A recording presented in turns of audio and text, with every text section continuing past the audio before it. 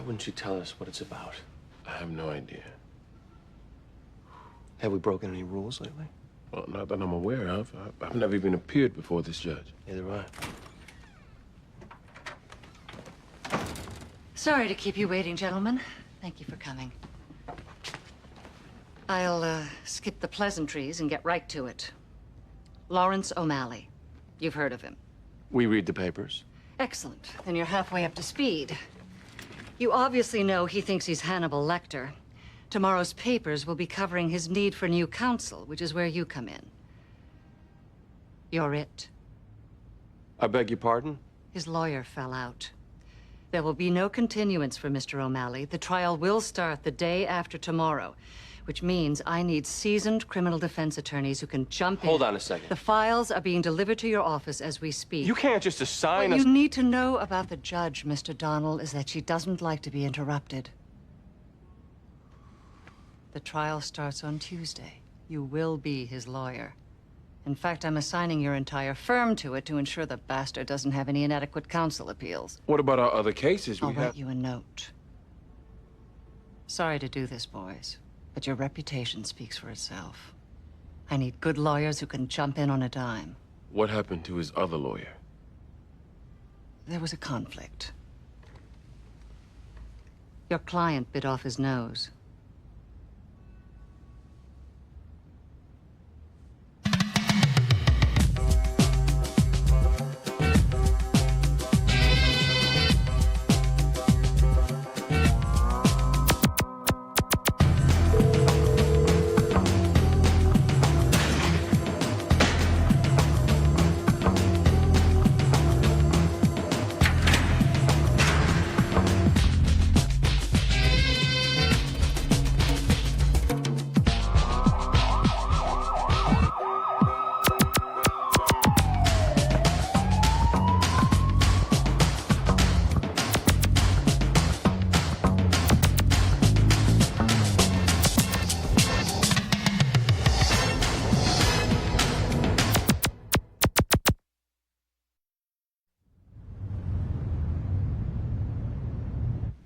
The whole firm? Who is this judge? Look, let's not waste time talking about the judge. It is what it is. We have to get ready for the trial. Starting Tuesday. Helen Gamble is the DA, so we at least don't need scouting reports on the prosecution.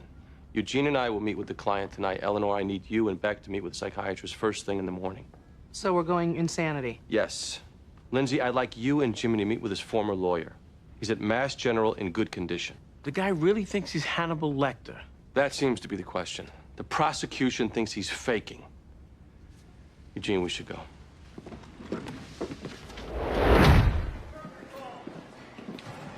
He's shackled, straitjacket, muzzle. I think you'll be okay. Has he been fed? That a joke? We don't find your guy too funny, counsel. You want a guard in there or not? Up to you. No, we'll be okay.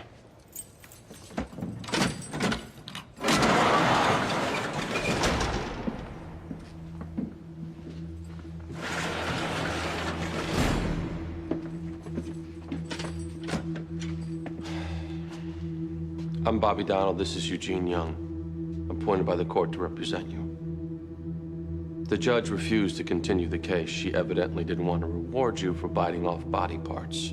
That means we go day after tomorrow, which means we have a lot to do. We're going to need your full cooperation. What's your name?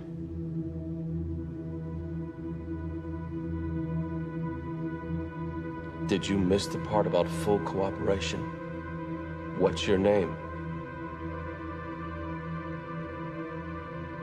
My name is listed in the indictment. I assume the question is designed to elicit what I think my name is, to give you some sense of whether I'm sane.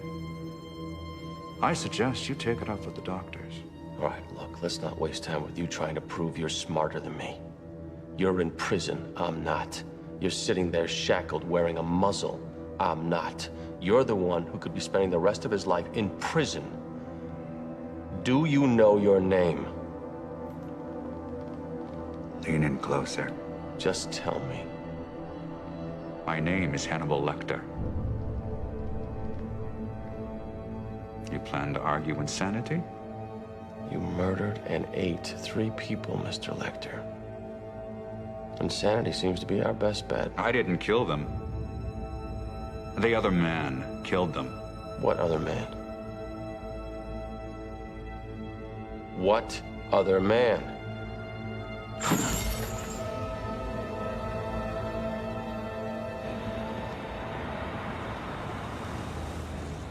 The doctors think basically he created this man in his head for the murders themselves. He has never denied consuming the victims, but it's always the other persona who stabbed the girls. What's the diagnosis? That's all over the map. One of our doctors says paranoid schizophrenia, another says psychotic disorder. The prosecution experts say he's faking it. That he stabbed the girls and he ate them to give himself an insanity defense should he ever get caught. It would convince me. What do you think? Look, to do what he's done, obviously there's some severe mental deficit here. Is he criminally insane? Did he not understand that what he was doing was wrong? I don't know. All I am sure of is, as crazy as he may be, he is not stupid. Don't ever think you're in charge of him, Miss Dolan. I promise you. He'll be in control of you. One of the psychiatrists had him take a polygraph. He passed. Said he was Hannibal Lecter, said another guy killed the girls. He passed the lie detector with flying colors. He could also describe the killings. It was basically like he stepped outside of himself and was watching somebody else do it, and then he would step back into himself to Eat them. And the police think he's faking because... He has a 9-to-5 job. He punches in every day as Lawrence O'Malley, pays his bills on time. Are they offering anything? Life in prison. Client turned it down. I guess he's not that crazy. So what? Are we all gonna try this? Lindsay, I'd like you to open. Women victims, let's put a woman on the face of our defense. Jimmy, you take the lawyer. We're gonna call him? Probably first. Eleanor Beck, you got the doctors. Eugene and I will take the prosecution witnesses. Bobby, Mr. and Mrs. O'Malley are here. Who? Hannibal's parents. He would make up fictitious characters and assume their identities. I think it made him feel stronger.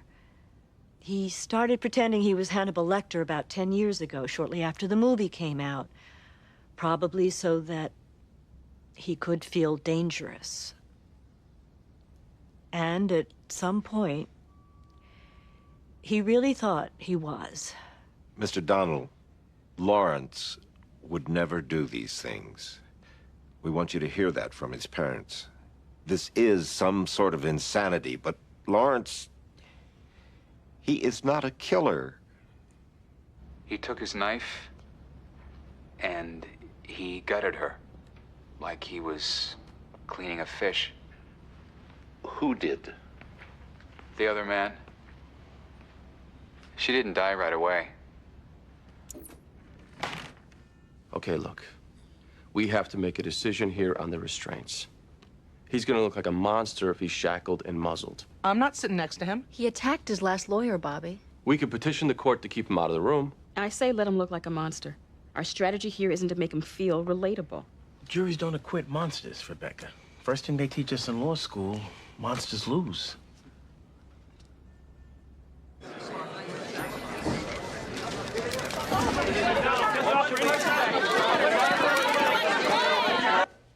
Anybody who would take the lives of 3 young women, then cannibalize them, has to have a little insanity going on. But did Mr. O'Malley understand the nature and quality of his acts? Did he know what he was doing was wrong? Of course he did. Ladies and gentlemen, the evidence will show he tried to conceal his crimes. He tried to avoid getting caught. Why? Because he knew it was wrong. This man acted knowingly, reflectively, and methodically. He'd go to the same bar, select a victim, hit on her, then when rebuffed, follow her, abduct her, stab her to death, then eat her. None of us can fathom what must be happening in Lawrence O'Malley's brain. To fillet 3 women with a knife, to consume them. This is not how sane people behave. As this trial goes forward, you're gonna look at this man sitting over there and probably wonder to yourselves whether he's even human. You might look at me and the other lawyers defending him and have questions about our humanity. How can we defend such a monster? Well, our judicial system is about many things. What it's first and foremost about is protecting society's weakest and most vulnerable members. Lawrence O'Malley is severely mentally ill. The evidence we present to you will establish this convincingly. You'll want to ignore it, because you're human. Your sympathy for the victims, your hatred for our client, will make you want to ignore or deny what the doctors tell you. But as jurors, you have an obligation to weigh the evidence. That's your duty. That's why you're here. And the evidence will tell you Lawrence O'Malley is insane.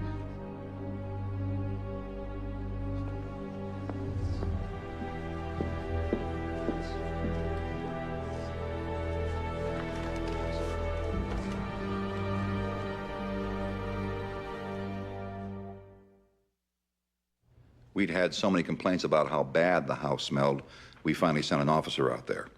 He took one step inside and recognized the odor to be decomposing remains.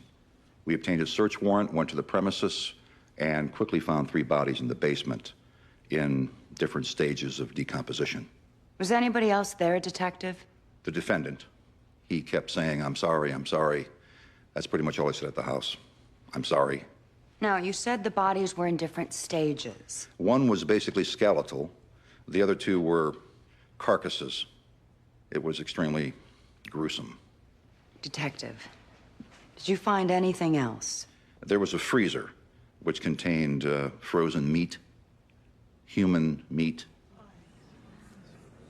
Now, you later interrogated Mr. O'Malley at the police station, did you not? Yes, where he described each of the killings in detail. According to the coroner, the descriptions were accurate. Thank you, Detective. You asked my client his name? Yes. What did he tell you? He said his name was Hannibal Lecter. Did he say he killed the women? No. He claims he witnessed the other man do it. He just called him the other man. The same other man for all 3 murders? Yes. Did he describe the other man? Yes. The description he gave pretty much matched himself.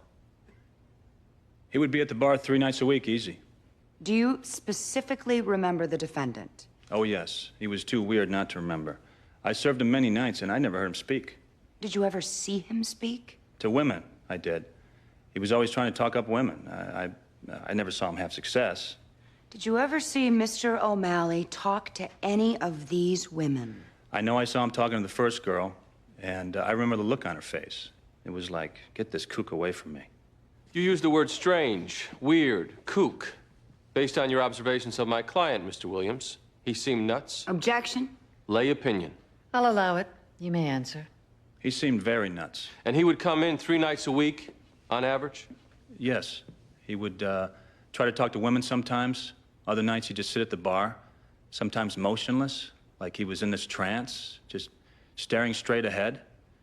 The guy wasn't right.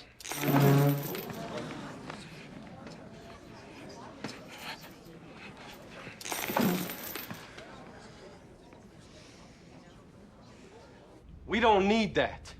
Scaring the jury doesn't help us here, Lawrence. Just sit there and be a passive monster. Can you do that, please? All right, look, the facts are pretty much in. The rest of the trial goes to the insanity issue. The big decision for us is whether or not to let you testify. We'd like to put you up there, but we can't if we think you'll strike terror in people. Forbes is here. Jimmy's prepping him. Okay. We'll lead with him and then go with the doctors. I'd like to talk to her, please. Who?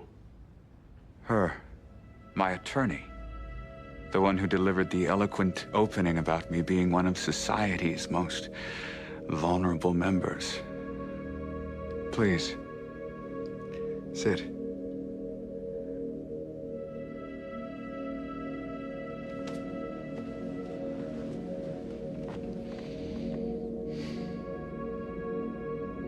Hello, Clarissa. Oh, brother. Could you leave, Bobby? I'd like to speak with Clarissa alone. I'm not Clarissa, Lawrence. Jodie Foster wasn't even Clarissa. She was Clarice. And even she's not Clarice anymore. Do they know? Does Bobby know Does he know what? that you're in love with me? I think he might be faking. Hannibal Lecter, isn't that a little too pat? We'll let the prosecution argue that.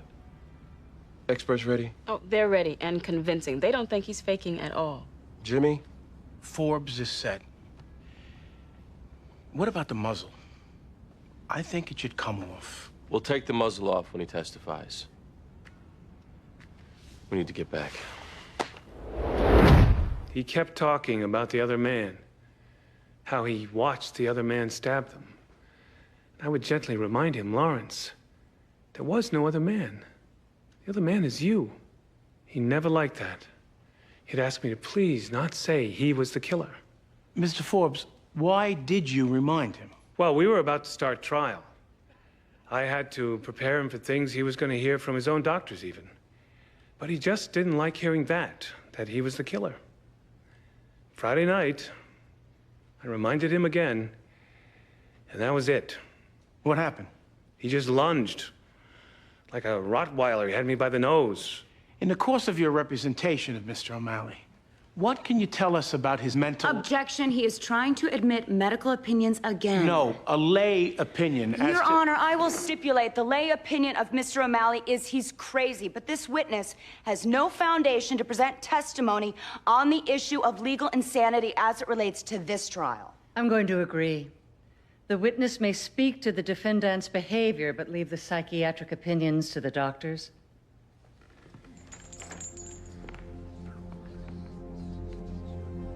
Mr. O'Malley, please take your seat. Mr. O'Malley. Your Honor, at this time, I'd ask that the district attorney be disqualified. Why?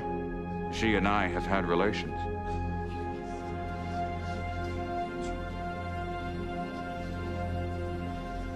It was one of those moments where time just seemed to freeze.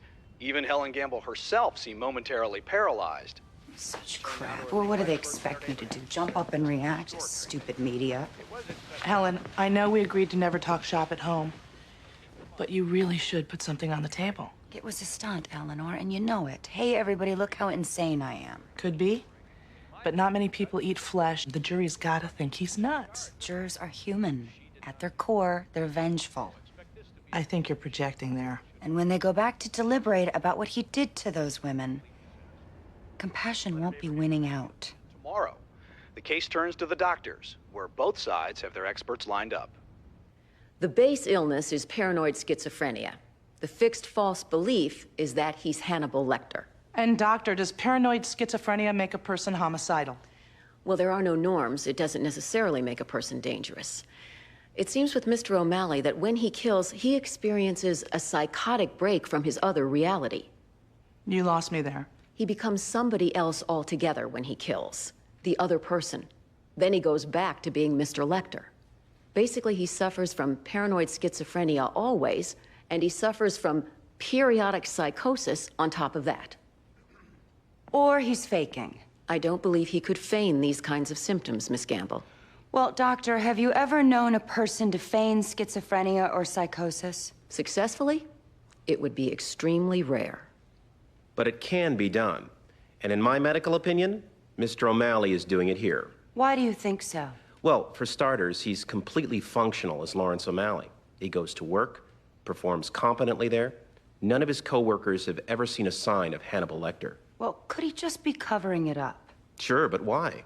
If he has no compunction about being Hannibal Lecter with the police, why would he cover it up with others? I'm sorry.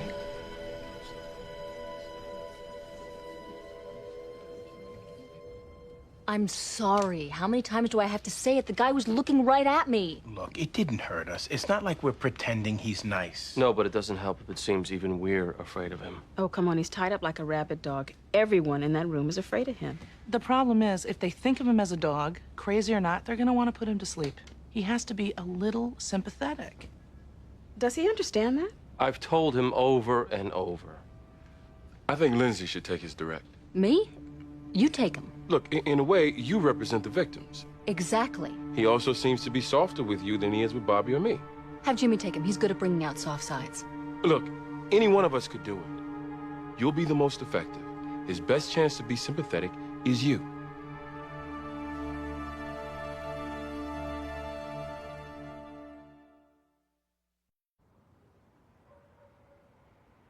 Hey. You okay? Yeah. I can take the direct. I'm fine.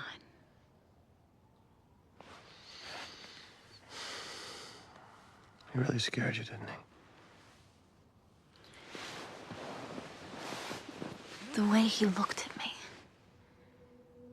I'll tell you this, Bobby. He's not faking. I looked into those eyes. They were the eyes of insanity. I may not be a doctor, but I saw it. That man is truly crazy.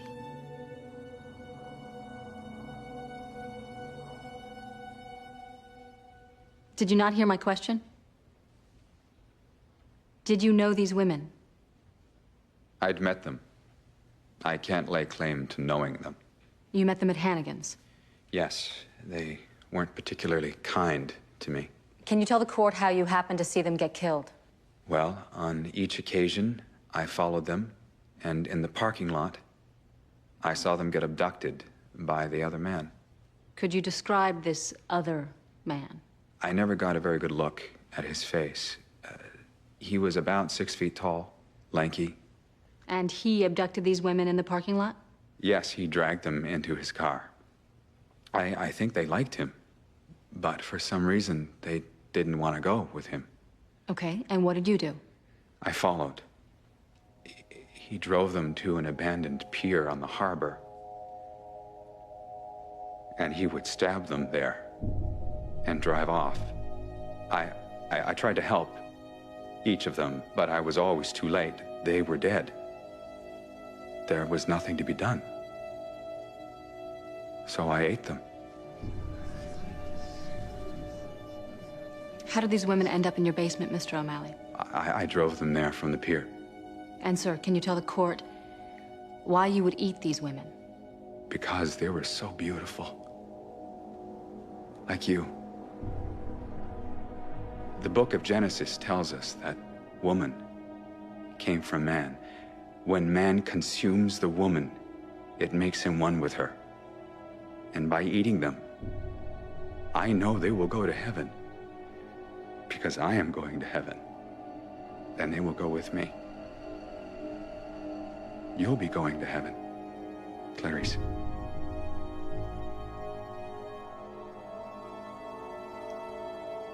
You think my name is Clarice? That's all I have.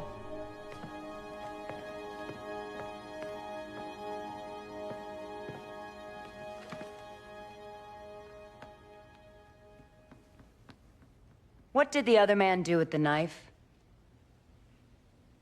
I don't know. Funny how it never turned up, like it was hidden or disposed of carefully.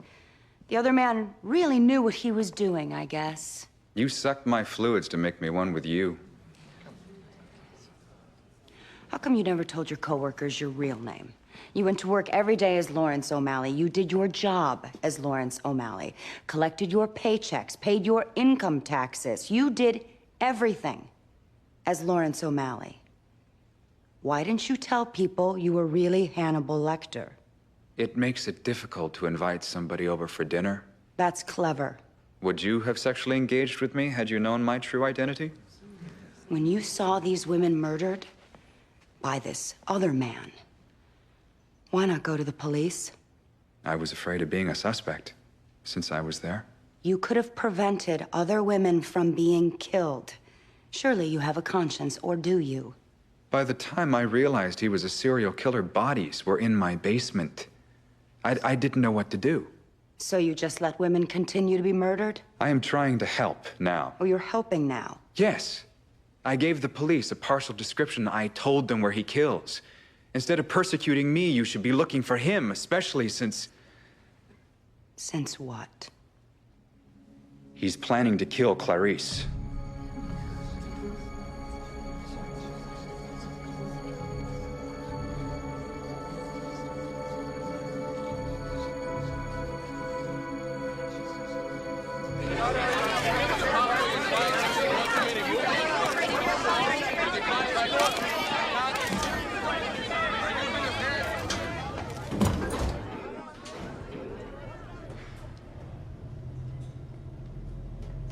You okay? Fine. I thought your direct went great. Good to hear.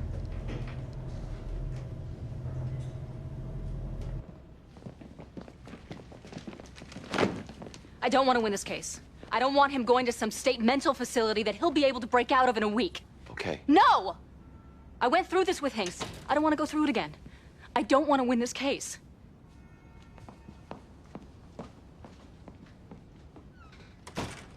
You should go in there. Eugene, can I see you for a second? This could be nothing. What? Jeannie Tanner is a friend of mine. She works at the coroner's office in Suffolk. There's an unsolved murder. Happened 7 weeks ago. 28-year-old woman, stabbed to death, found behind the Marriott. Last seen alive at Hannigan's bar. 7 weeks ago? Lawrence O'Malley was in custody. It's exculpatory evidence, and they held it. This is not exculpatory. It has nothing to do with the case. Woman stabbed, seen at Hannigan's bar. Come on. This was a robbery victim. The woman was stabbed once. We should have been told about it, Helen. The state has no obligation to inform the defense of every other homicide. Oh, please. This one either fits the pattern or comes damn close. I don't agree. Come on, Ms. Gamble, it's close enough. But counsel, explain to me the harm. We may have had another defense available. Which is? Somebody else is killing these women. Oh, come on. My client has always maintained the other man killed these girls. We now have knowledge of the other man. You've got to be kidding. Your Honor, we should at least be allowed to change our plea and argue the elements. In addition... First of all, this is absurd. Second, you can't just change a plea. We got stuck with this case on Sunday. Sunday. Now we find out the prosecution knew of another murder that fits the pattern. At the very least, we should be able to change our plea. It means one extra witness on this other killing. It doesn't inconvenience the court. And to deny us this, you just guarantee my client an appeal. Okay. I'll let you plead in the alternative. I don't believe this. Ms. Gamble, you should have revealed that other murder. Be glad I don't find misconduct. How's she doing? She's okay. She's a little... She's okay. I am not okay. Lindsay... What's wrong with you? I'm not okay. Somebody can beat you half to death and you can go back to being okay the next day. You're always okay. Bobby's okay. That's how you handle things. You're okay.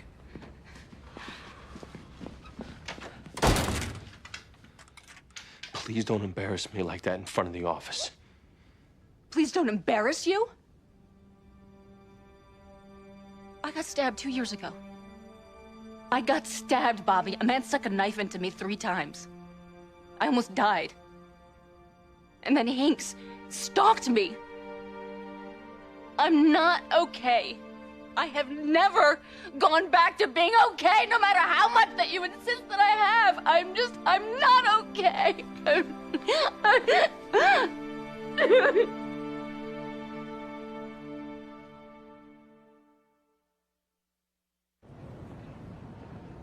The cause of death was stabbing?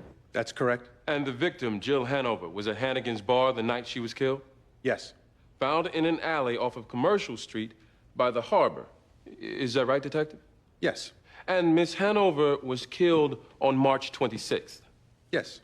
And do you have any leads or suspects at this time, Detective, relating to this murder? No, we do not. Is this killing related to the 3 murders which are the subject of this trial? We don't believe so. Why not? Well, Miss Hanover was stabbed once in the neck. The other girls were stabbed multiple times in the abdomen and the sternum. A different knife was used for Miss Hanover. The body was also dumped in an alley as opposed to being transported to a basement and consumed. Miss Hanover was African American and overweight. These other 3 victims were white with conventionally attractive figures. We determined that she was simply a robbery victim and that her death was completely unrelated to the other 3. Can you prove that, Detective? Obviously, we can't prove anything until we catch this other suspect. The other suspect?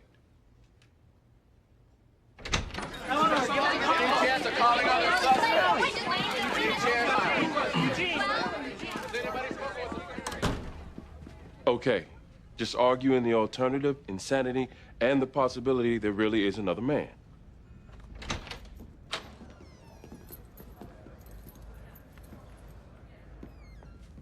All right, look, we have 2 theories. They're mutually exclusive, but the law permits us to present alternative defenses. It's risky, but it's in our interest to do so here. Where is Clarice? Never mind. Is she all right? I'm right here. I'm sorry. I frightened you. If anything ever happened to you, you know, I'd make sure you go to heaven. Hey! Shut your mouth! I don't want you talking to her anymore, you got that?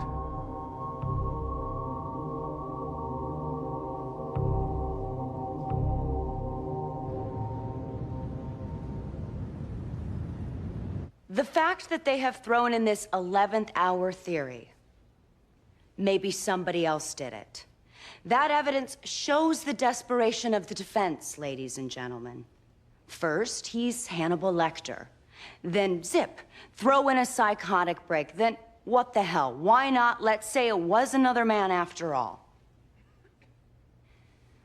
Lawrence O'Malley brutally stabbed 3 women who rejected his advances at a bar.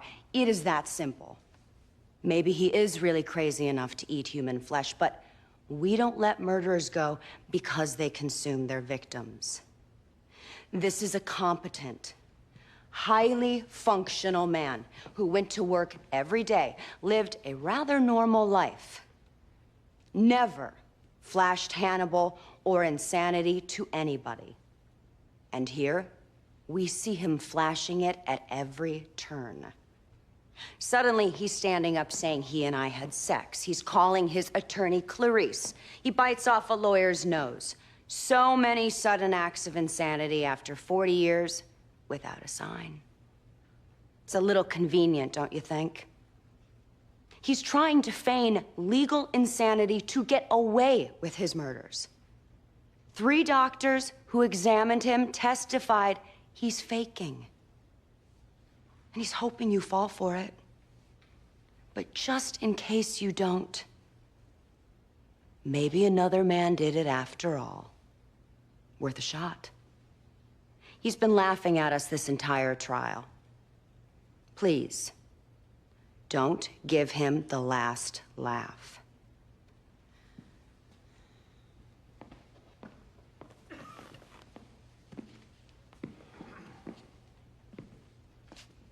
We put up 3 doctors who said he wasn't faking. They believe he's insane. A base illness, a paranoid schizophrenia, coupled with psychotic breaks. You heard the expert's testimony. And now we learn another woman was killed leaving Hannigan's bar. Killed while Lawrence O'Malley was in custody. The police think it's unrelated, but can they prove it? You heard Detective McGuire. They can't. The state hasn't met its burden here. And as a matter of law, you must acquit.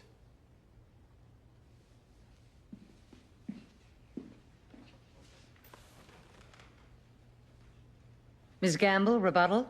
Hold on, Your Honor. We're doing our closing in tandem. Mr. Donald took the first part. Very well. The most outstanding question concerns the 12 of you. We have a man sitting here, clearly psychotic. We know he eats people. He quite possibly kills them. Nobody likes the idea of him being anywhere except in a maximum security prison. But we all have our duties here. They prosecute, we defend, and you You determined whether guilt was proven beyond all reasonable doubt. The 12 of you have the nastiest job of all because to execute your duty, you have to find this man not guilty, which of course you don't want to do, but you must. The expert testimony was a wash at best. They put up doctors to say he's faking. We put up just as many to say the schizophrenia was real as was the psychosis. On the insanity, there's no escaping doubt with all the conflicting opinions. And as for the other man, well, there was another man who stabbed a girl leaving Hannigan's bar. It happened while Lawrence O'Malley was in custody. That means it's possible. Possible. Things happened just as Mr. O'Malley claimed. He followed these girls out of the bar. He saw another man abduct them. He saw another man stab them, drive off before Mr. O'Malley took the bodies back to his basement. And this isn't some 11th hour theory we're throwing out in desperation, by the way. The police knew about this other murder, and they never told us. And we must ask ourselves, why? Why didn't they tell us?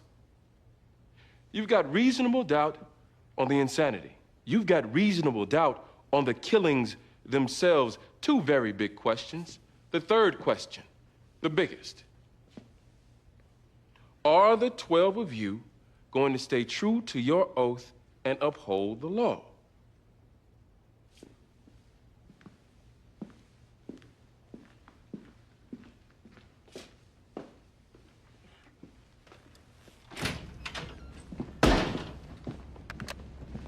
How'd it go?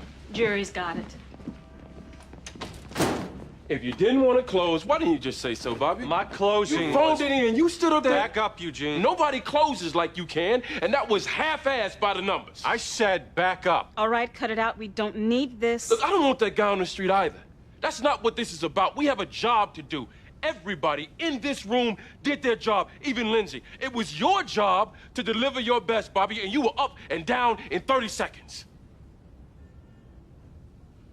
What are we? Huh? Some clients we try our hardest for, others we pull back. When the hell are we?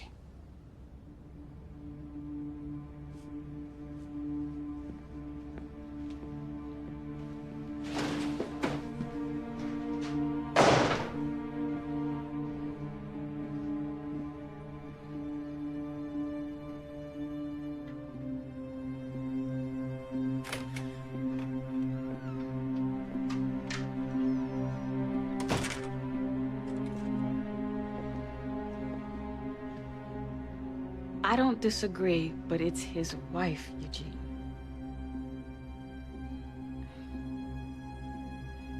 Maybe you don't have to excuse him because of that. But I would think you could understand.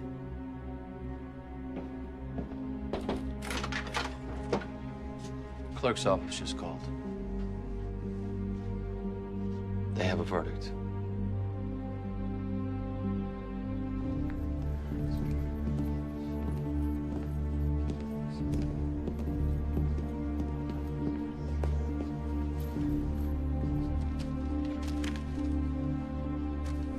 The defendant will please rise.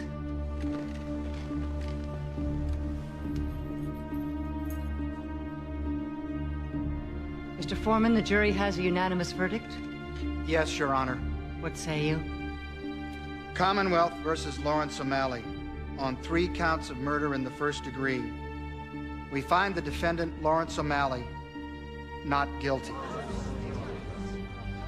On 3 counts of murder in the second degree, we find the defendant, Lawrence O'Malley, not guilty. Straight not guilty.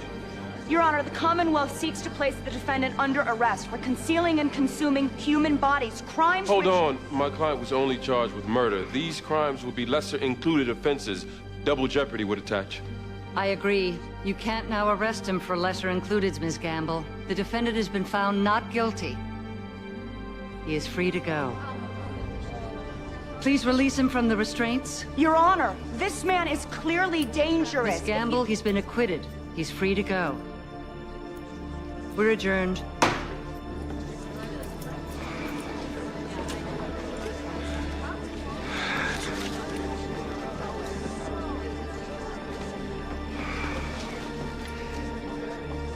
Thank you, Bobby.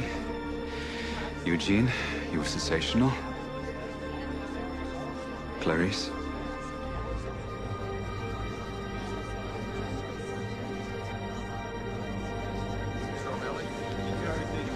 Mr. O'Malley, were you surprised by the verdict as everybody else seems to be? Not at all. What do you think?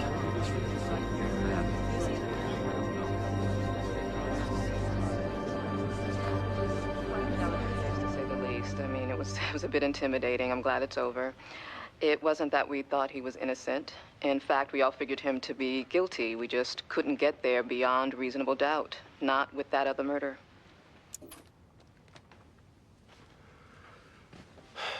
I'm sorry. I think it's the way I handle things. If I can pretend I'm okay, then... So I...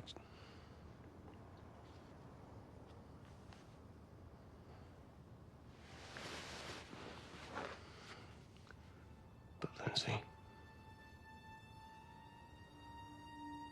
It's not just me. You never talk about how you feel. You keep it all in until you just explode. It isn't just me here. I know. We both need to do better, Bobby.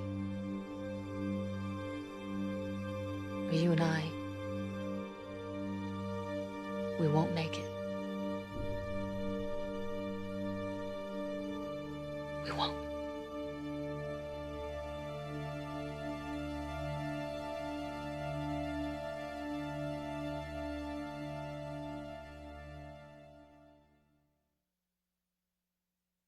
Next on the practice. What about using me? You will not be used as bait for a serial killer. I need you to testify against him to help convince the judge he's nuts. Mr. O'Malley, you need to come with us, please. Do you remember me, Hannibal? He's a cannibal, and he has made it clear that he is coming after me.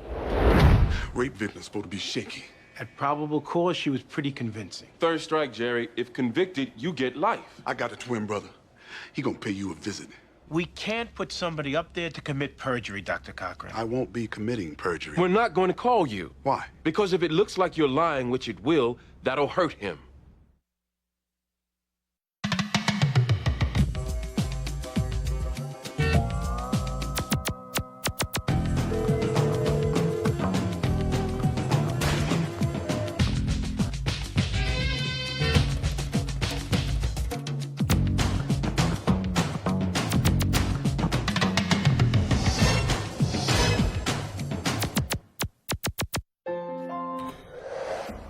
You stink.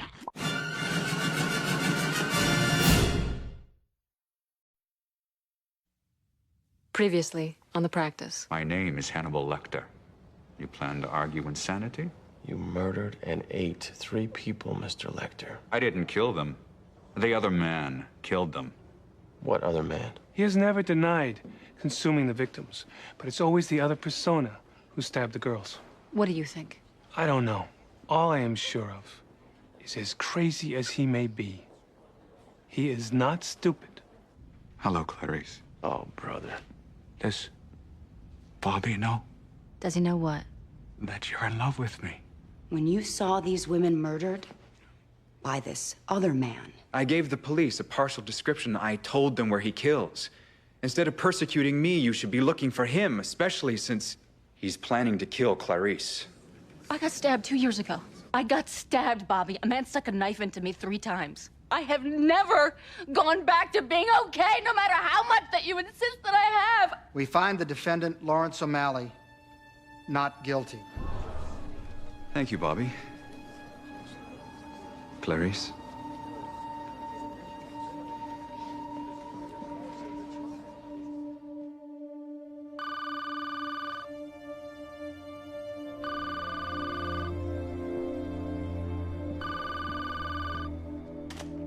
Hello? Hello?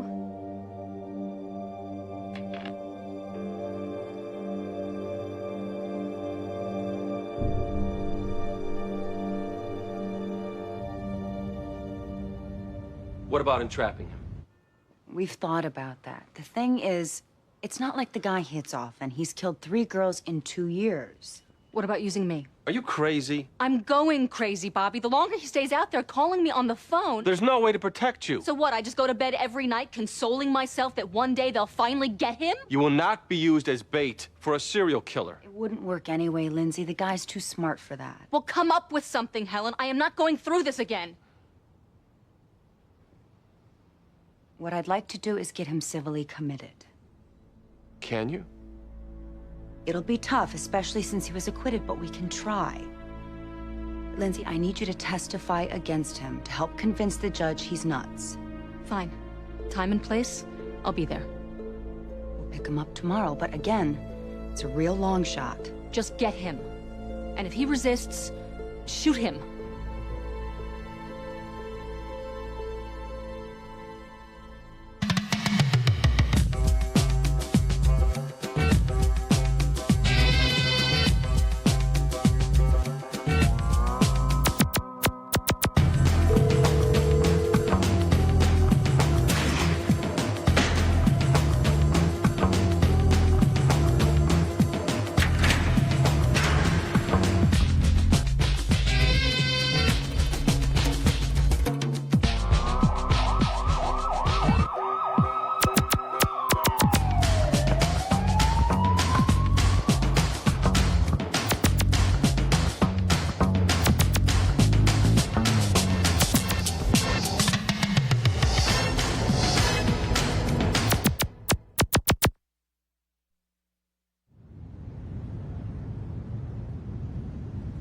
What do you mean it's lost? The findings aren't lost, just the rape kit itself. Who lost it?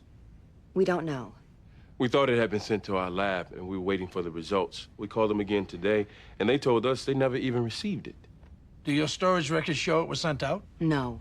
Your Honor, since we were not afforded the opportunity to conduct our own tests, the DNA evidence has to be excluded. You can cross our technicians. It's not the same as doing our own test, and you know it. I can't let it in, Miss Gamble. Your Honor, they weren't even serious about doing their own test. Why did they wait to the eve of this trial? We're serious about it now. This is amusing to you, Eugene? Counsel, if they didn't get access, the DNA evidence is excluded. So what that mean? It means their whole case now is the victim's ID. Let's not get cocky. At probable cause, she was pretty convincing. But at least now they're offering a plea. Yeah, what is it? 15 years. Oh, no way, man. Third strike, Jerry. If convicted, you get life. All right, look. I got a twin brother. Suppose we put him at the table, let her identify him. That's reasonable doubt. We can't do that. I ain't doing no 15 now. Rape victims supposed to be shaky. That's what I hear. Let's go to trial. And Eugene, don't hold back on this bitch. You lost the evidence? Kelly, we can still win. How? Well, right now it comes down to your word, which is very compelling. You don't look so sure, Helen. Look, I'm completely prepared to go forward, but I'm also prepared to go back and offer 8 years if you think... 8? It's a conviction. It takes him off the streets. Besides, a trial could be very unpleasant. 8 is not an option. Not for what he did to me. Okay. I'll see you in the courtroom, Division 3. Okay.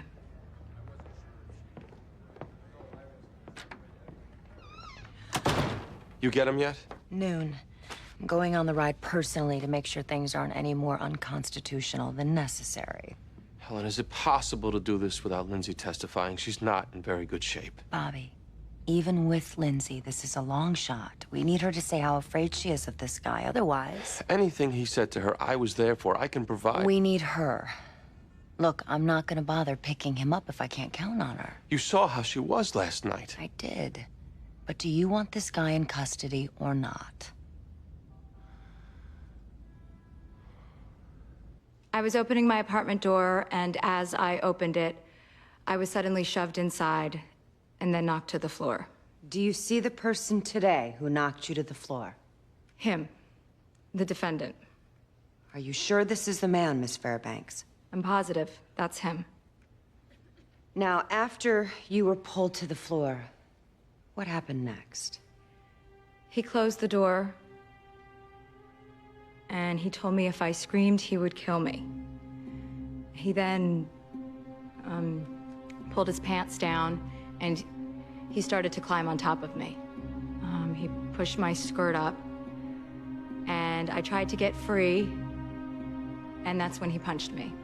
Where? In the face. I took my key, and I tried to gouge him. I got him behind the ear. And then he hit me 3 or 4 times, and I kind of lost consciousness. And the next thing I was aware of, he was ramming himself into me.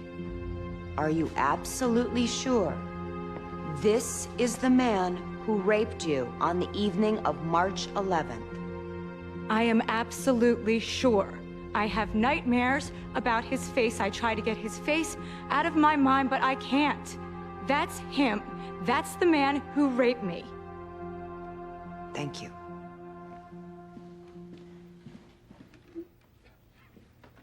When the police arrived, you said you could not approximate the suspect's height or build. I saw his face very clearly. You said he had no facial hair. At the time of my client's arrest, he had a mustache. I evidently didn't see the mustache, but I saw his eyes and I recognized them. You told the police you gouged him behind the ear, drawing blood. Are you aware that they found no scratches or marks on my client? I thought I drew blood, but the blood on my hand and key turned out to be my own, I guess. You guess. Did you describe for the police the clothing the assailant was wearing? No. You were knocked unconscious during the attack, is that right? After the rape.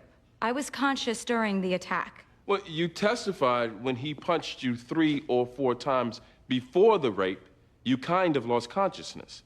Are you now changing that testimony? I kind of lost consciousness, but I was conscious for the rape and I saw his face exactly. Except for the mustache. Yes.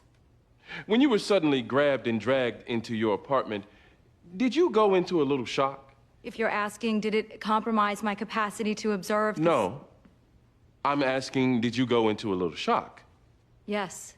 Compromise your capacity to observe, that's legal terminology. Are you a lawyer? No. Those were your own words. Compromise your capacity to observe. Did Ms. Gamble use that term with you? Objection. Sustained. Did the district attorney have concerns about your capacity to observe? Objection. Sustained. Thank you, Ms. Fairbanks.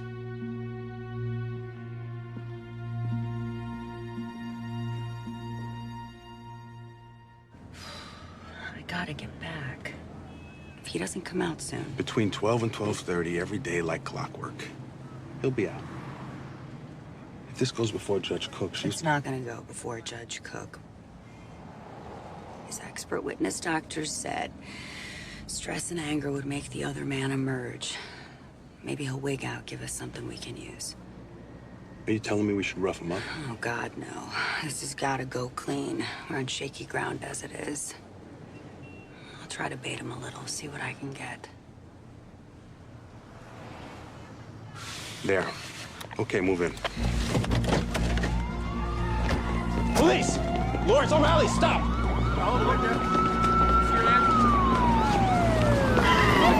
Mr. O'Malley, you need to come with us, please. What's going on? We want to check your cholesterol. You've been eating too much red meat. You remember me, Hannibal?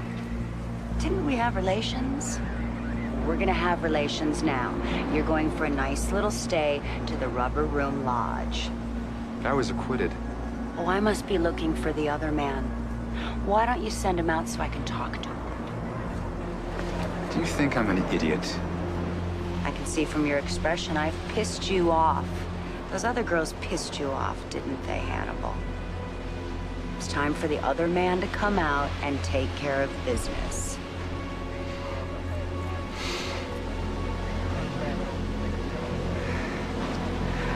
I need to call my lawyer. Take him.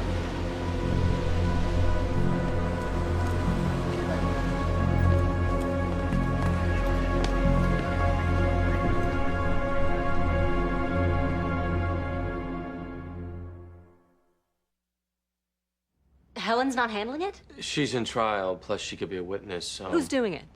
State Attorney Michael Scannell. Helen says he's good. Who's representing O'Malley? That I don't know, but whoever it is got a hearing at 4 to get him kicked. We should be there. Fine. Lindsay, I think you need to see somebody. See somebody. A shrink? Yeah. What, it's unhealthy for me to be on edge? Of course not. Which is why you need to talk to... I'm talking to you. Lindsay, you are the most rock-steady person I have ever met. But right now, you really feel on the verge of a breakdown. And I'm worried. I'm gonna get some references. And then maybe we can see somebody.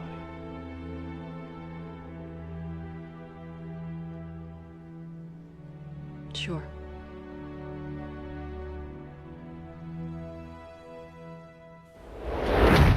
I was at home. All night? After 6 o'clock. I got to be at work at 5 a.m., so I don't go out on weeknights. Well, Mr. Cochran, it seems Sidebar, Your Honor.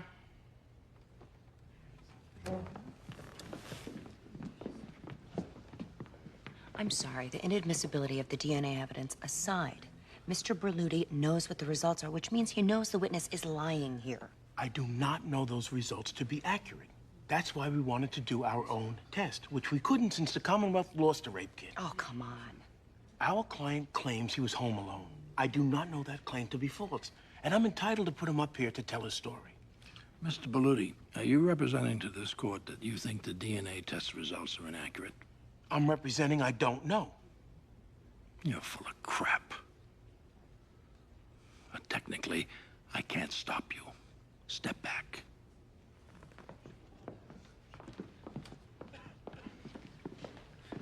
Mr. Cochran, you sat here this morning and heard Miss Fairbanks identify you as the person who raped her. She got it wrong. Look, I'm no saint, but I don't rape people. You got it wrong. Objection. Don't address the victim, sir. I didn't do it. As God is my witness, I'm innocent of this. You held up a convenience store with a gun 6 years ago. Was God your witness that night? I already said I ain't no saint, but I don't rape. But you are a convicted armed robber. Yeah. Mr. Cochran, have you ever been convicted of assaulting a woman? That was a domestic dispute. The answer to my question is yes. Yes. And Mr. Cochran, do you go to a bar known as Jasper's? Sometime. Sometimes. Well, if I have witnesses that would say you frequent it 2 to 3 times a week, would they be lying? I go there sometime for a beer. Weeknights. Yeah, but I go home early. So your testimony that you don't go out weeknights, that wasn't accurate, was it? I should have said I don't stay out late on weeknights. I see, and this particular weeknight, you didn't go out to Jasper's at all, did you? No, I was at home. Straight home where you were seen by whom? Nobody. I was at home alone, like I said. So the only person who saw you that night was Callie Fairbanks. No, she got it wrong. Oh, she got it wrong. Objection. Yes, she did. Overruled. You raped her, almost killed her. Objection. Sustained. Now you're lying about it. I'm not lying. I see. You beat up women. You're an armed robber, but you're not a rapist. You go out several nights a week to Jasper's, but the night Callie Fairbanks was raped, you just happened to be home alone. That's your testimony. Yes. I don't rape.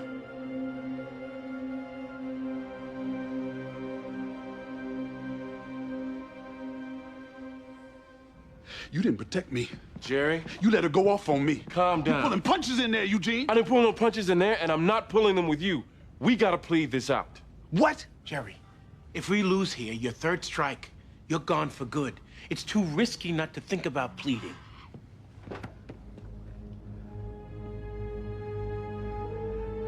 Okay. Okay. I got a twin brother. He gonna pay you a visit. Why? Because he is. You just listen to what he got to say. Your Honor, this is an outrage. Lawrence O'Malley was acquitted. The state doesn't like that result, so they're seeking to lock him up civilly. It's a blatant end around double jeopardy, not to mention the Constitution, and it offends every notion of justice. This isn't about locking him up for a crime. Yes, it is. And don't offend my intelligence or the integrity of this court by pretending that— If Ms. McConnell could climb down from her soapbox for a second. I have every right to be on a soapbox. This is a despicable abuse of police power. I'm inclined to agree, Mr. Scannell. You lose at the criminal proceeding, so you simply try to incarcerate him civilly. That doesn't violate double jeopardy? He was acquitted of murder. He nevertheless professes to be Hannibal Lecter. He eats people. Now, how can this court, or any government institution that purports to safeguard the public, allow him to just— Has he threatened anybody? Yes. His own former lawyers are afraid of him. They're here to give testimony. Let them get restraining orders if they feel— It's not that simple. Your client is sick. So let's help get him treatment then. You're seeking to throw him into an asylum and lock him up. All right, look. It smells pretty bad, Mr. Scannell. The government didn't even try this with O.J. I'd like you to hear from Lindsay Dole, Your Honor. And perhaps from some of Mr. O'Malley's own doctors. Those doctors were hired by the lawyers for the purpose of building an insanity defense. Okay, Ms. McConnell, the court notes your outrage. Mr. Scannell, I am not leaning your way. But I'll let you call your witnesses. 9 o'clock tomorrow. Until then, Mr. O'Malley stays in custody. We are adjourned. Clarice? Lawrence. What are you doing, Clarice? Come on, Lawrence, don't talk to her. All right, sir.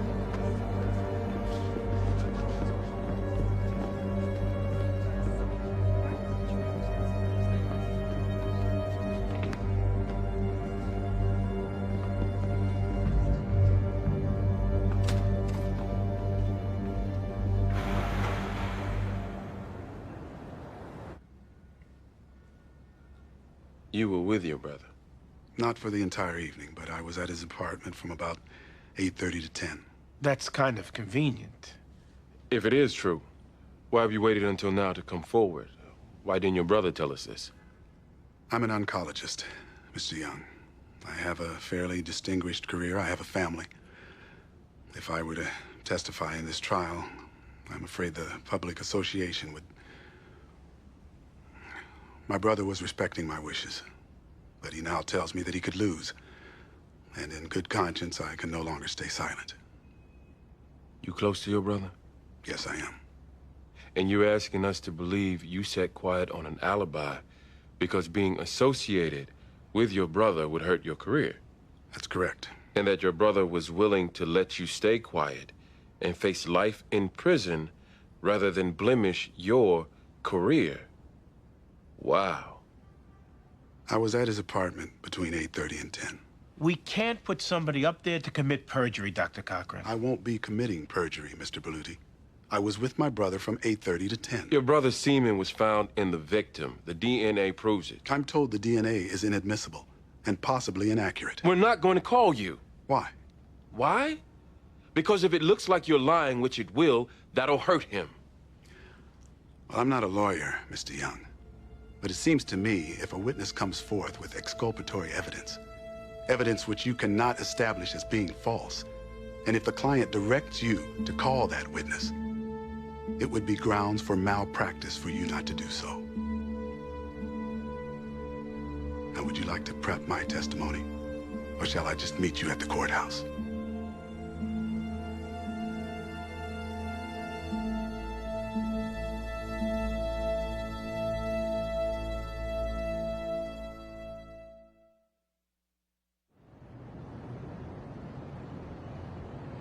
He would talk about the book of Genesis and how by eating the women, he would become one with them and he could take them to heaven. Mr. O'Malley said that. Yes. And he'd say how he'd make sure that I'd go to heaven. And you interpreted that to mean? I was going to die. And I didn't have to interpret. He said so. He said the other man was going to get me. In the course of your representation of Mr. O'Malley, did you form a lay opinion as to his mental health? He's sick and he's dangerous. He murders. Objection. Mr. O'Malley was cleared of all charges of murder. He's a cannibal. He thinks he's Hannibal Lecter, for God's sake. He goes after women, and he has made it clear that he is coming after me. He should be locked up. Ms. Dahl, clearly, you recognize how unusual this is for a lawyer to be giving testimony against a former client. Yes. And I've never done so before. But I consider this man to pose an extreme risk to the public. And I suppose particularly to me, because he consumes women he has a relationship with. He seems to believe he has one with me. Thank you, Ms. Dahl.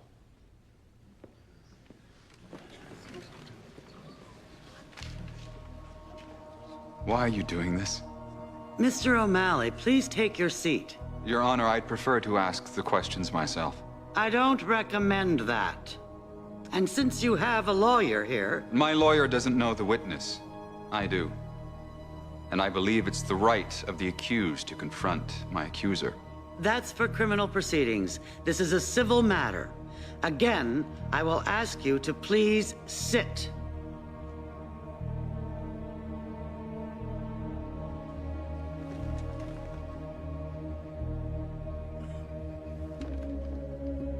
During the course of your representation, at any time did you seek police protection? I didn't have to then. He was in custody wearing a muzzle. Now he's not. Well, upon the reading of the verdict, he was released from custody in your presence. Did you protest? I should have. But you didn't. He walked out of the courtroom while you watched silently, isn't that right? I think I was a little stunned by the not guilty verdict. Did anything happen since he was released to make you scared? I got a phone call. From Mr. O'Malley? I believe it was him, yes. Well, did he identify himself? No. There was silence and then a hang-up. Well, why do you believe it was my client? I just do. You just do. Anything else happened since the verdict? No. No. So we're here because you got an anonymous call you think came from Mr. O'Malley. Did you go to the police after you got this phone call? I went to Helen Gamble. Helen Gamble. And she took care of getting my client picked up. Is that correct? Yes. She's a close friend. You and Ms. Gamble even used to be roommates, didn't you? Yes. Thank you.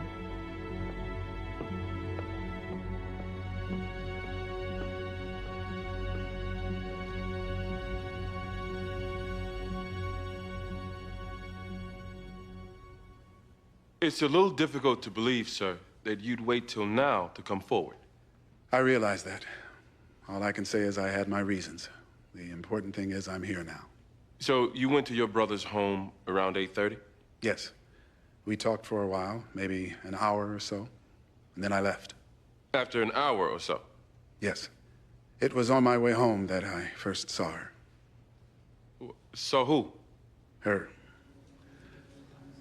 She was going into her apartment building. Wait a second. You also saw Miss Fairbanks that night? Yes. You didn't tell me this. Well, it's a little difficult to just come out with something like that. I'm still not sure I can. Come out with what? That it was me. That I was the one who raped her. Your Honor! We're gonna take a short recess. Counsel, chambers.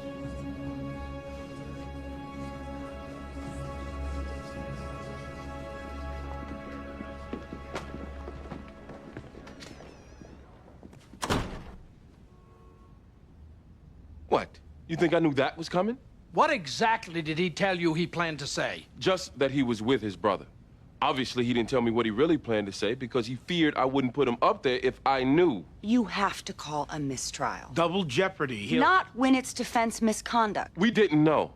Mr. Young, if I find out you orchestrated this... Come on! It doesn't even help us. Talk about him having no credibility before. Miss Gamble, you can either cross him now, or I'll continue the case and let you investigate. Your call. I'd like to be able to argue that the defendant was facing the three-strike law. What? Goes to bias. It explains why his brother would lie for him, since he's facing life imprisonment. I can't let you argue that, Miss Gamble, and you know it.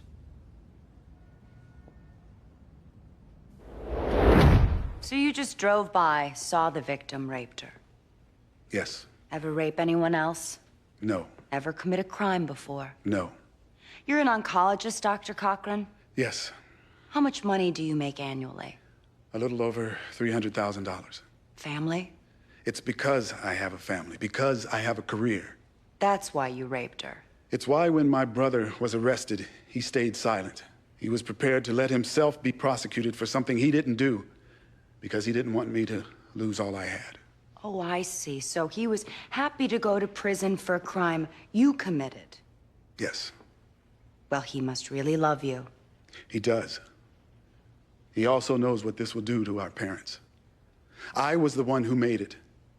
The one who finally made the family proud. He decided he'd sacrifice himself.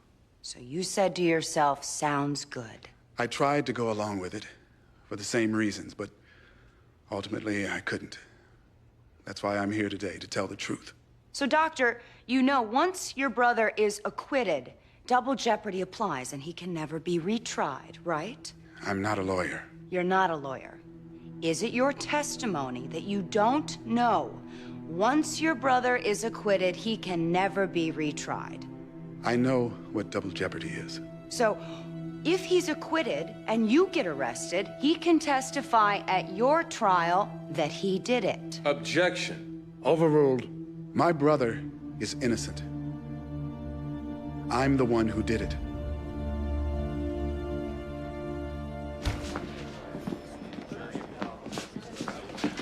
I don't like being played for a fool, Doctor. If I told you what I planned to say, would you have called me to testify? If it's the truth, yes.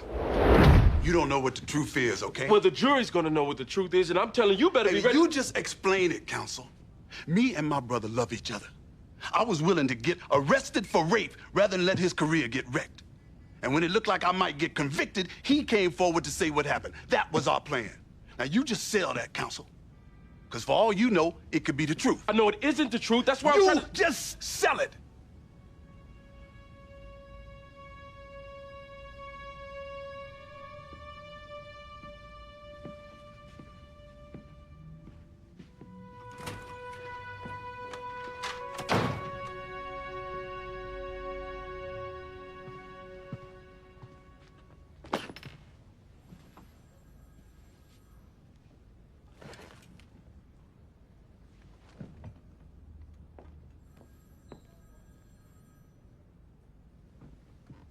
What's going on?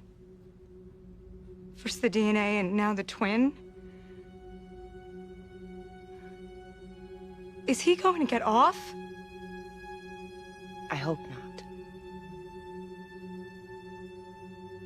I'm so sorry.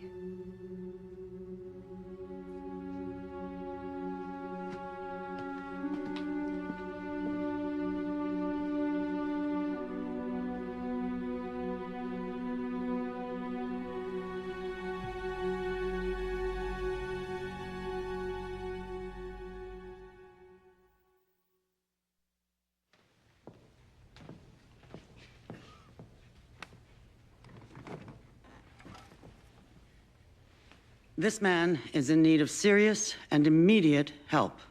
Stand up, Mr. O'Malley.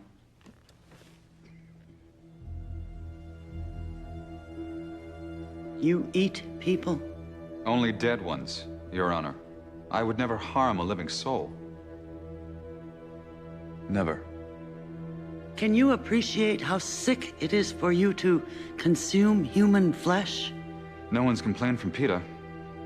You think this is funny, sir? Your Honor, I was forced to stand trial for 3 murders I did not commit.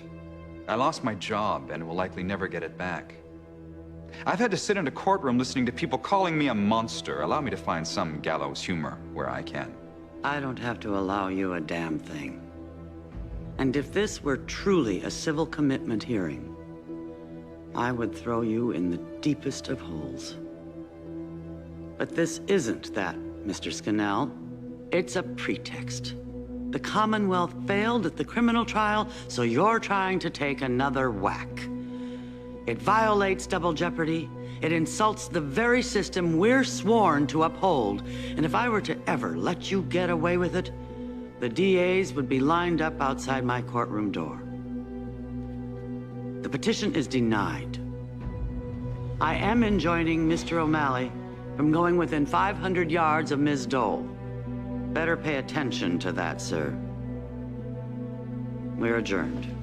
Are you crazy? Lindsay. He's a serial killer, for God's sake. As a matter of law, he isn't, Ms. Dole. He was acquitted. Why didn't you take more witnesses? Call the doctors. Lindsay. Let go of me. What happens if he kills again? We're adjourned. What's wrong with you? You wear the robe to protect the public. And I wear it to protect the integrity of this room, Ms. Dole. I have made my ruling. I would advise you strongly to end it right now.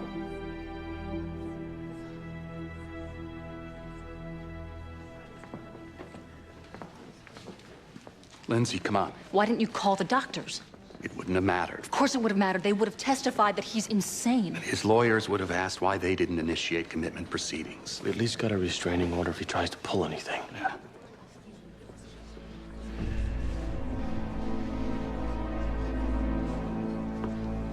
Come near me, I'll kill you.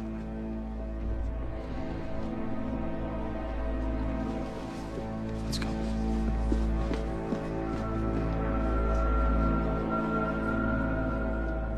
We all know what is going to happen next.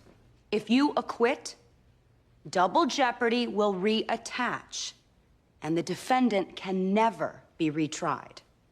What he can do is take the stand at the doctor's rape trial, say he did it, and gift wrap reasonable doubt for the doctor.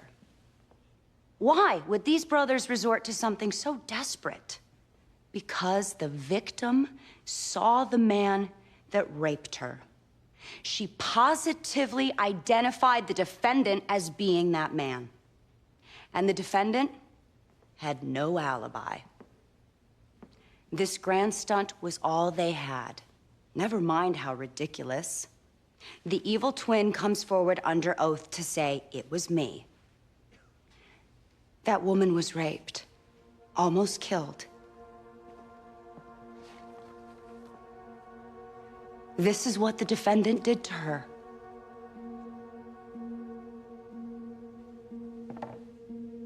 This isn't a game of strategy and tricks and antics. She was raped. I've tried many cases, and every time I have asked the jury to follow the evidence, which I will do again here. But for the very first time, I am going to ask the 12 of you to follow your hearts. I believe most people are fundamentally moral. And I don't think it's wrong for you to let conscience be one of your guides as you go back to that deliberating room. We all know who committed this crime. We know the brother is lying to save him.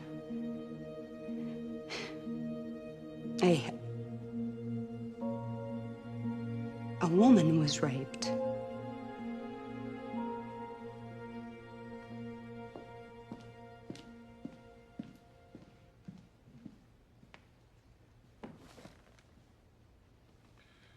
Let conscience be your guide.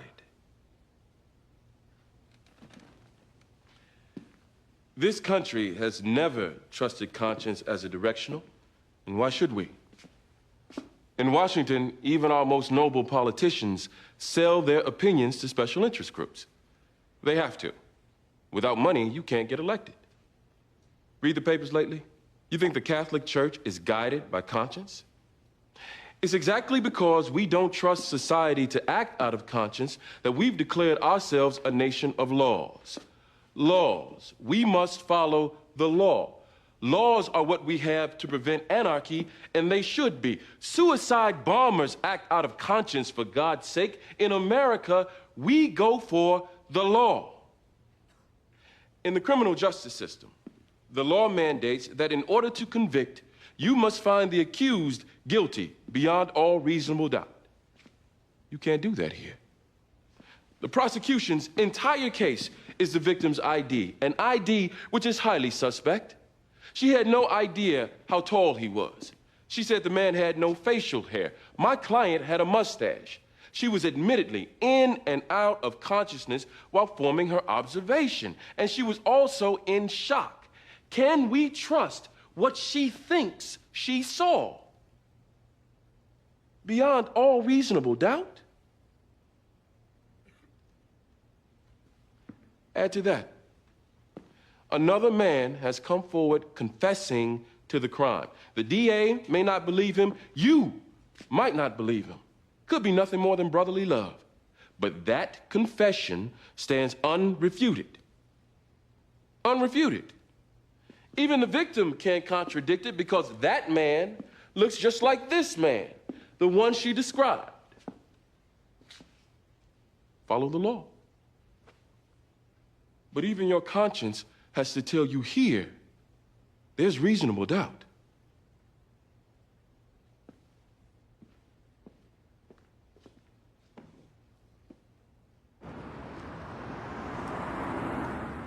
Obviously, if the guy should ever show up here, just call the police.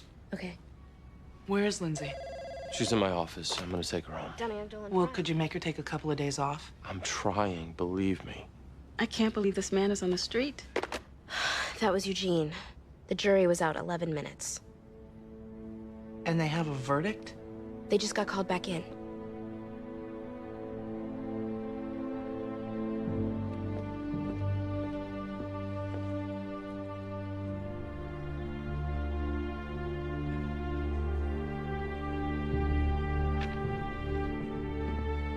Will the defendant please rise? Mr. Foreman, has the jury reached a verdict? We have, Your Honor. What say you? Commonwealth versus Jerry Cochran.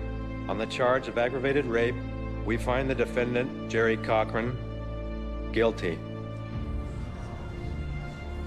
Mr. Cochran, you have been convicted by a jury of your peers. Security, take the defendant into custody. This matter is now adjourned. We'll review whatever grounds we have and let you know if there are any possible appeals. Okay.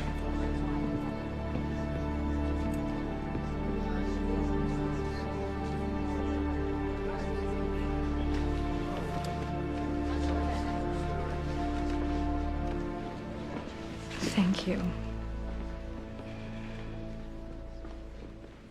Is there a chance for appeal? I don't know. An 11-minute deliberation. It could be good for something. It's worth raising. We'll see what we can figure out. Dr. Cochran, I'd cancel your appointments for the afternoon. I'll be sending officers to arrest you for perjury. You made a big mistake. They can't get me on that, can they? You lied under oath. But how can they prove it? I can just keep telling them I did it. That DNA evidence, it couldn't be used against your brother, but it can be used against you to prove you lied. Mr. Young, Jerry and I are identical twins. We have the same DNA. Still, that story's a little tough to swallow. Well, if we really get desperate, I can just show them the scar where she gouged me with the key.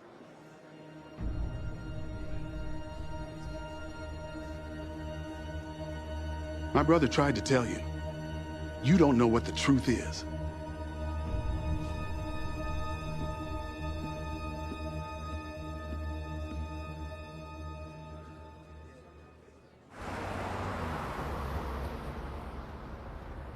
Boy, a Waldo Lydecker to see Miss Laura Hunt.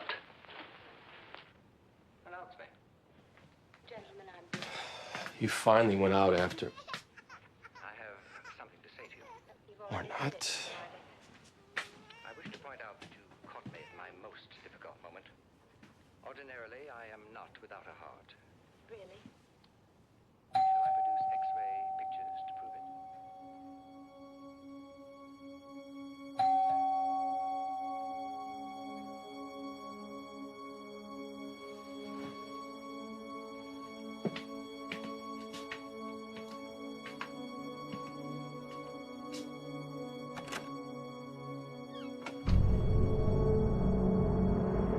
We need to talk, Clarice. There's a restraining order. You just screwed up. Please, don't. 30 seconds, then I'll go. I swear. Bobby! Yes, this is an emergency. There's an intruder in my house. What's wrong? His name is Lawrence I O'Malley. promise, I'm not here to cause anybody any harm. I just need to talk to her, please. The police are coming. Just tell me why you betrayed me, Clarice. I need to know. Get out before I throw you out. You might get hurt. Who are you? You know who I am. You're in danger, Clarice. He is coming for you. Get out. Only I can save you. You got 2 seconds before I throw you out. You'll go to heaven, and I will take you there myself. Know what? Why don't you go on ahead without me? Lindsay!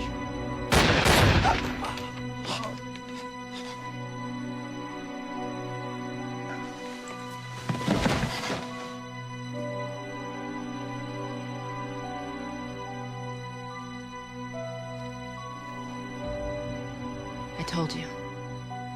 I wasn't gonna go through it again.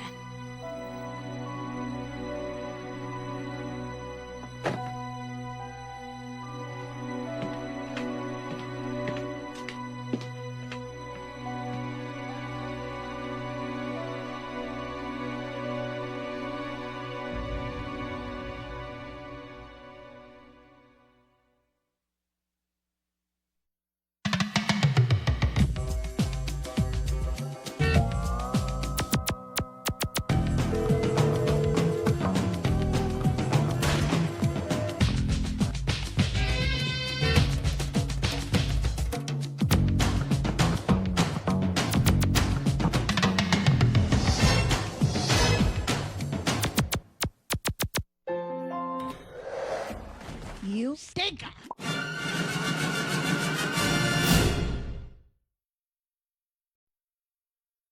Previously, on the practice. My name is Hannibal Lecter. You plan to argue insanity? You murdered and ate 3 people, Mr. Lecter. I didn't kill them. The other man killed them. He has never denied consuming the victims, but it's always the other persona who stabbed the girls. Hello, Clarice. Does Bobby know Does he know what? that you're in love with me? Instead of persecuting me, you should be looking for him, especially since he's planning to kill Clarice. I got stabbed 2 years ago. A man stuck a knife into me 3 times. I have never gone back to being okay, no matter how much that you insist that I have. We find the defendant, Lawrence O'Malley, not guilty. What I'd like to do is get him civilly committed. I need you to testify against him. Just get him. And if he resists, shoot him. He's a cannibal, and he has made it clear that he is coming after me. The petition is denied. Come near me, I'll kill you.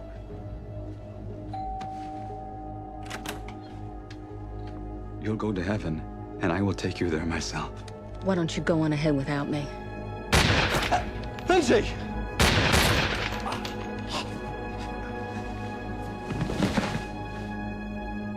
I told you, I wasn't gonna go through it again.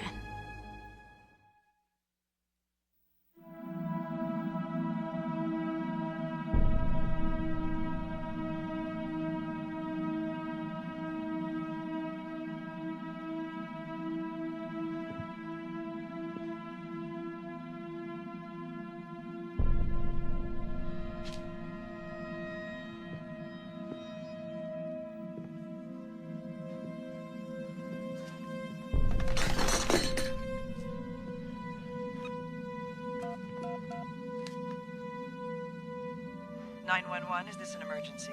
Yes, it is. A man has been shot. It may be fatal. My name is Robert Donald. Slow down, sir. I'm not speaking very fast, ma'am. The address is 1312 Beacon Street. There's a gunshot victim? Yes. We need an ambulance right away at 1312 Beacon. And who shot the man?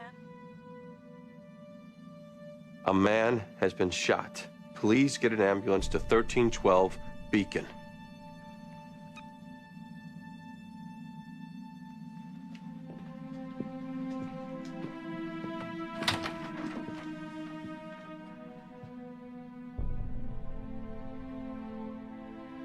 Okay. Yes. Is he dead? I think so. Did I kill him?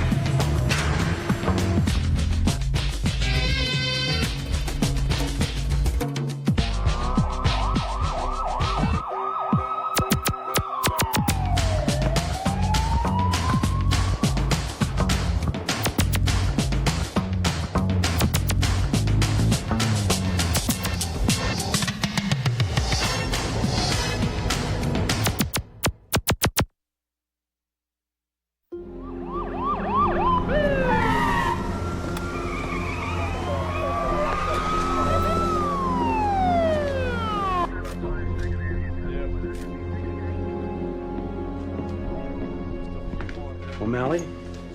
3 shots. Where are they? In the bedroom. There's an army in there.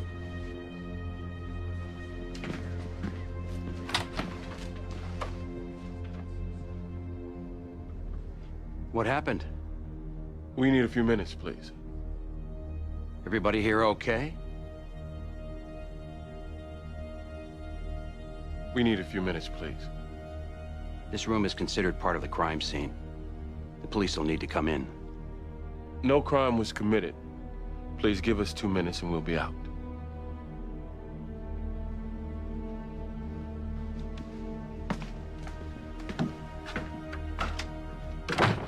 Okay, there is no way you talk. Whoa.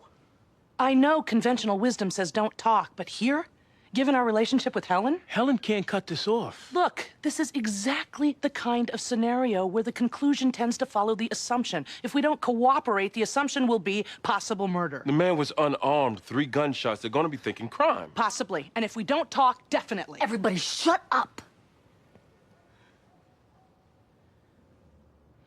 This is what we're gonna do. She's in some shock. She needs medical attention. We need to get her to a doctor now. That'll give us some time. We can take this time and go over what we'll give them. Are we clear? I'll get you admitted to the hospital. You'll stay there tonight, Bobby. You'll stay with her. We'll have your clothes sent. When you check out tomorrow, you come directly to the office. I'll have security at your room. Other than the doctor, you'll talk to nobody. Now, say absolutely nothing on our way out. I'll talk with Walsh. Walk right out. Don't even break stride. Eleanor, you and Jimmy stay behind till they kick you out. We need some ears in the room to get a sense of what they're thinking. Let's go. Lindsay's in no shape to talk right now. She needs medical attention. We're gonna get her to a doctor. Well, could we just ask? She's in some shock. We can try to set something up for tomorrow. Come on. Were you here when it happened, Bobby? I need to be with Lindsay.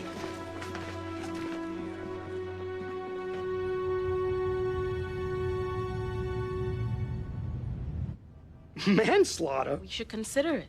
Consider it? Consider this. They got no body. You can't prove no slaughter without the man. Rodney, they can prove murder without a body. I don't want to have to tell you that again. They found remnants of her in your car. Well, pet the pud then for luck. We need... Nor do I want to tell you again to stop asking me to pet the pud. Chucky, gimme. Rodney, I will get off this case right now. I swear I'm sick of it. No plea. We're gonna win this thing, Beck. You, me, and Pugsley. We're a team. Now come on, let's go.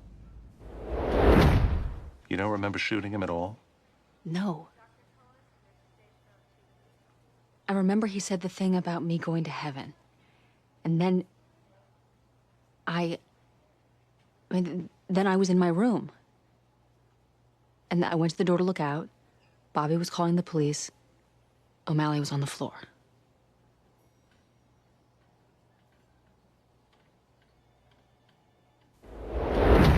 The press is already calling.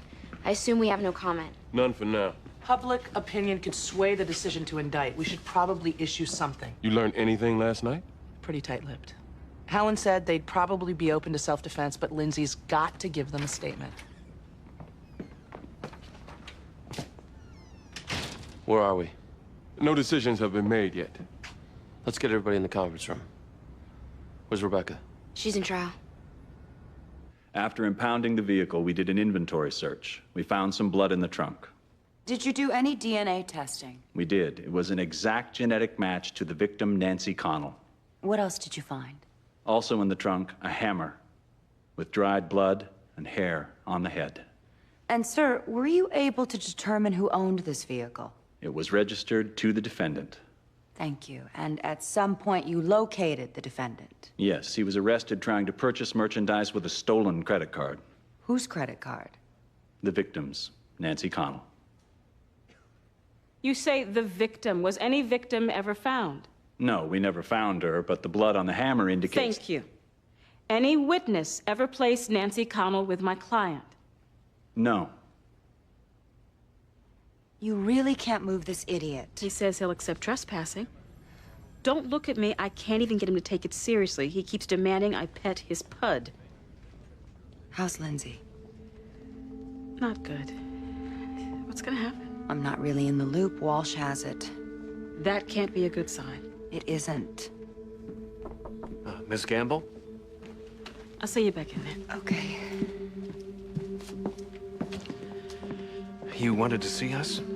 Yes. The defendant may be taking the stand. I'm not sure you're gonna want to be there for that. I don't know what he might say about your daughter. We've prepared ourselves. We choose to be there. Well, even so... We choose to be there. I still say don't talk. In which case, they'll arrest me. Lindsay, the likelihood is that there's going to be an arrest here. Why? He was a serial killer, violating his TRO. He had no gun. She didn't know that. His pattern was to kill by knife, Bobby. She knew that. All I knew is that he had come to my house and he wouldn't leave. Let's dial it back.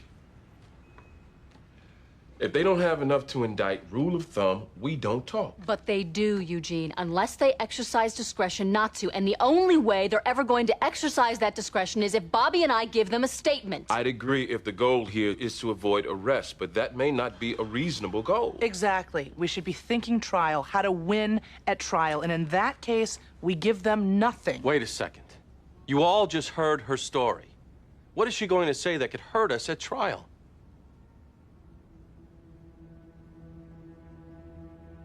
What? It's your version that concerns me. My version? What you said she said before she fired. He made the crack about heaven. Lindsay said, you go on ahead without me. That sounds a little too clever, reflective even. We don't tell the police that. Look, a cannibal showed up at my door, entered the premises. He had made threats about killing me before. No jury is going to convict me for defending myself, and the prosecution isn't going to waste time trying a case they can't win. Lindsay, I am not standing trial for murder. It'll destroy my career. I have a child. We need to squash this thing now, and if I have to talk to do that, then I'm going to talk. What if you say something that... I won't! I know the drill, Eugene. We might want to argue diminished capacity, and we don't need detective testifying. Gee, she seemed to know the drill. My state of mind today doesn't bear on what it was yesterday. Even so... If I don't talk, they'll arrest me.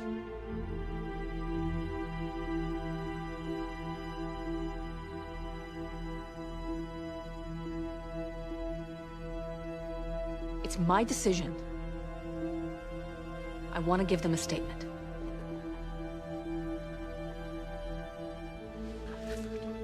Bobby, my office, please.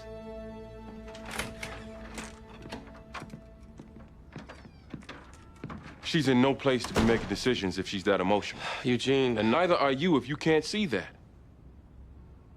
I have half a mind to get her judged incompetent. What she's saying isn't necessarily wrong, Eugene. If she's screaming it, I have to question where it's coming from. I agree. It's a close call.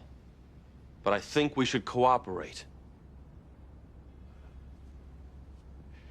If we do this, it's under my control. If I don't like what I'm hearing, I'm shutting it down. Okay. I just left Helen. Walsh has the case. She thinks if there's any noise, he'll indict to protect his ass. She also thinks you guys have to say something. Otherwise, you give them no choice. We've decided to talk. Okay. Bobby? Are you sure? Set it up.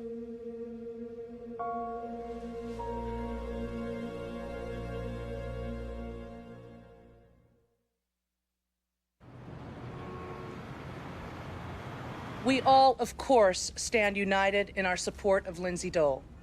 It's always tragic when there's a loss of human life, but in this situation, Lindsay was defending her own life. As you know, this office tried to get Mr. O'Malley civilly committed.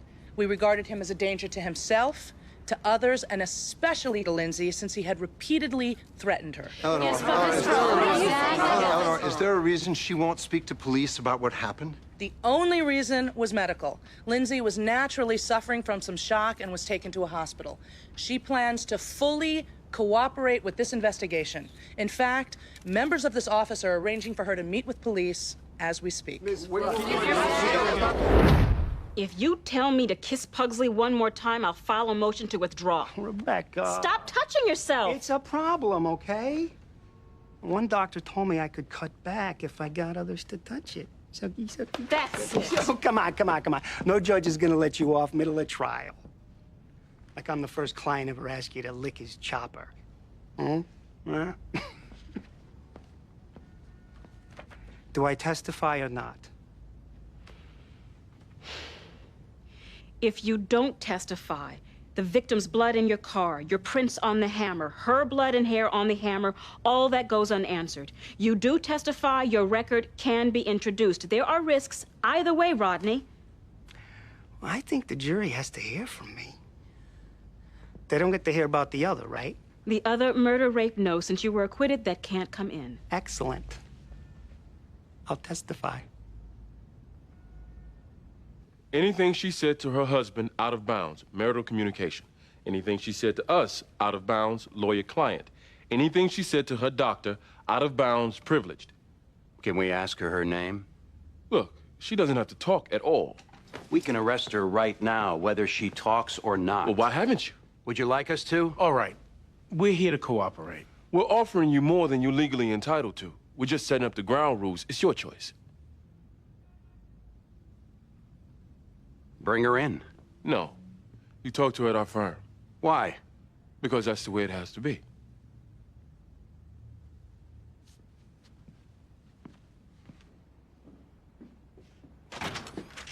Eugene and Jimmy just called. Walsh agreed to meet here under our control. They'll no doubt want separate statements from us sequestered from each other. Just tell them he was coming toward me when I fired. He wasn't. Bobby, in my mind, which is what's relevant... Lindsay, let's get something very straight. If we lie and they catch us in a lie, you're dead. The truth supports you here. You were in fear for your life. You just say what you saw and remember, nothing more. But if they think I executed him, they'll arrest me. Did I execute him? I think you snapped.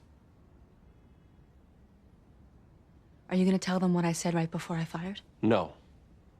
I think we should say that he was coming for me. Lindsay. I threatened him in the courtroom. That doesn't People mean... heard me say that I'd kill him. Hold on. You hold on. You're not the one they might arrest. You need to calm down. I won't calm down. Shut up! Just shut up! Now listen to me. Forensics will show whether the guy was moving. They'll be able to piece together everything that happened. Don't even think about trying to change the facts. And beyond this trial, if there is a trial, You're a wife and a mother. You will never survive this emotionally if you try to lie or cover it up.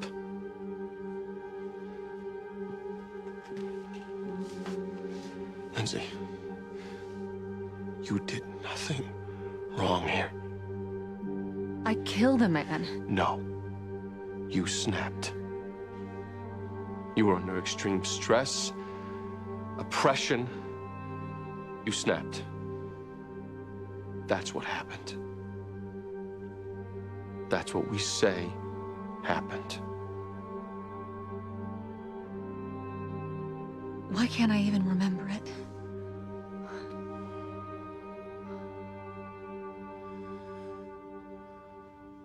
I don't deny being with her. I met her all right. She met me, my family, Pugsley. She met your family? Well, she would if I had one. Orphan at 9. How did you meet Nancy Connell, Rodney? Well, I was driving home. It was late, and I saw this man assaulting her. Where? Side of the road in Newton. I get out to help her, and this guy, he's swinging his hammer at her, so I did this kind of body block on him, knocked him over. He took off. I helped her, and her head was bleeding a little bit. You know, other than that, she was okay. We ended up going back to my place. She spent the night. Next morning, I wake up. She's gone. My car is gone. I figure, you know, she must have stole it or something. Next thing I know, I'm being arrested for killing her, which I never did. You just came across her one night while another man was hitting her on the head with a hammer. Yes, ma'am. And you saved her. Yes, ma'am. You also saved the hammer. I threw it in the trunk, yeah. You didn't call the police to report the assault. She didn't want that. Why? Did she know him? She didn't say. Well, surely you discussed this other man. I don't think we did. She's being attacked with a hammer. You don't ask what it's about or who this guy is. You just take her back to your place. Well, to be honest, the only thing I was interested in was introducing her to Pugsley. Who's Pugsley? My penis. Did you have sexual relations with Nancy Connell? Yes. And the next morning when you woke up? Gone. You know, it's happened to me before. Really? Do they always steal your car? No. Why didn't you report your car as stolen, Mr. Edsel? Had drugs in it. Didn't want to get arrested. Your car had drugs in it? Yes, ma'am.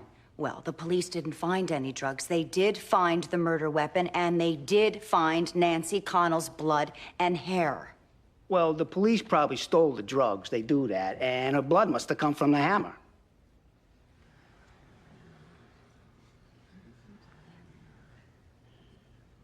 Several witnesses heard Lindsay Dole threaten to kill Mr. O'Malley in court yesterday. Thus far, no charges have been filed, but police investigators are in the building behind me, listening to what Lindsay Dole has to say. Did you know it was him when you opened the door? No. I'm sorry. Do you plan to supply the answers? I was reminding her what her answer was. She's still in some shock, Mr. Walsh. Yes, well, this meeting is worthless if you're to supply, signal, or influence her responses in any way, counsel. Are we clear? Ask your questions. I didn't know who it was. My door doesn't have a peephole. And you just opened it? Look, it ran through my mind. It could be him. I thought the likelihood is it isn't. But I thought it could be. But I wasn't going to spend the rest of my life afraid to open my front door, so I opened it. And when it was him, I just backed up, and I called Bobby, and I called the police. Right away? Yes. Where was Bobby? I was in the bedroom checking on our son. When she screamed, I ran out. O'Malley was there. In the house? Just inside the front door, yes. What was Lindsay doing? She was calling the police. And Mr. O'Malley, he was just standing there? He was saying, "Why did you betray me, Clarice?"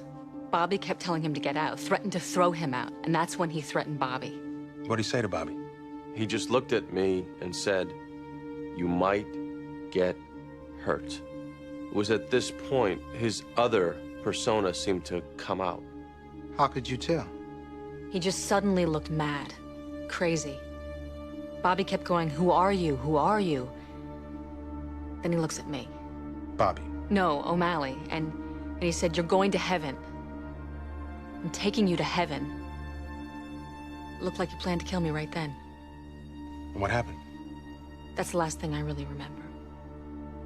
I heard Bobby calling the police, saying a man had been shot.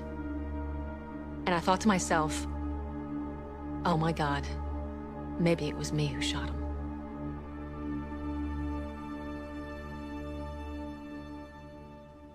Come on, I nailed it. Give it up. You didn't nail it, Rodney. That testimony was laughable. You think the jury's going to believe you just happened upon her being hit with a hammer? Reasonable doubt. You need to think seriously about taking manslaughter because that little performance. They have no body. They got no witnesses to contradict me. That is reasonable doubt, and you argue it. You got that? I don't have to do anything. Look, you don't make a good impression, Rodney.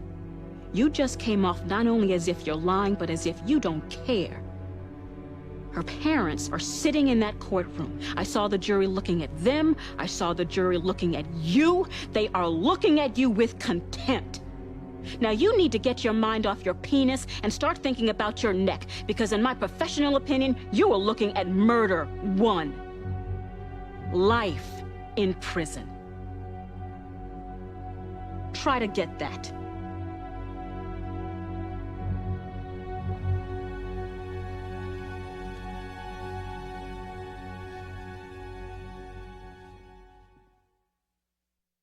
Preliminary forensics puts you between Lindsay and O'Malley. I didn't deny that, did you? I didn't even talk about where you were. They also show he wasn't moving forward. Are they going to file? They're giving us no indication, but if it looks that way, I'd like to surrender you down there. The press is all over our building. How could they make a case? The guy was a cannibal. The sticking point is he wasn't armed. Rebecca, this tape came for you. What tape? There was no note. It was just delivered. Should I pop it in?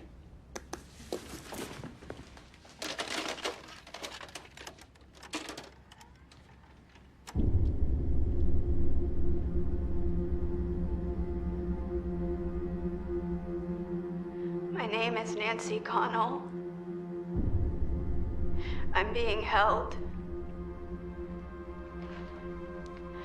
The date is May 10th, 2002. Here's a copy of today's paper. Please help me. Please. Please.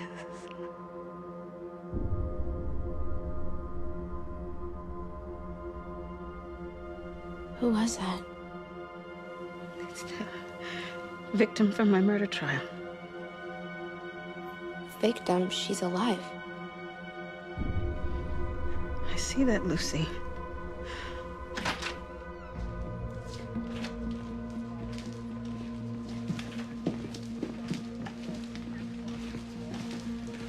Lindsay Dole? Let us surrender her. I wish I could. Walsh ordered me to take her here. Oh, come on. Please place your hands behind your back. Bobby. I'm coming with you. Lindsay Dole, you're under arrest for the murder of Lawrence O'Malley. You have the right to remain silent. You say absolutely nothing. All talking stops. I need to take care of a few things here, and I'll be down there. One will be appointed to you. Do you understand these rights as I read them to you?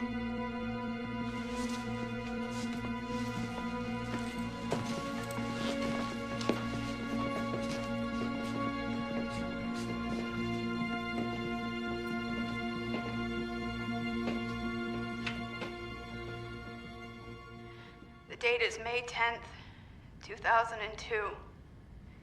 Here's a copy of today's paper.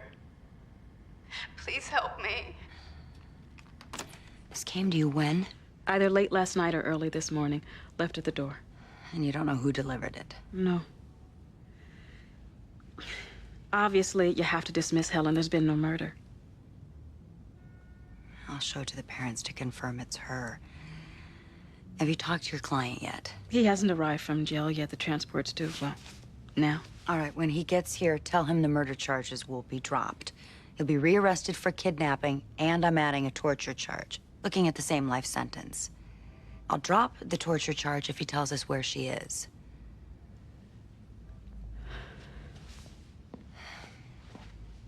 Rebecca. How is she? How would you be?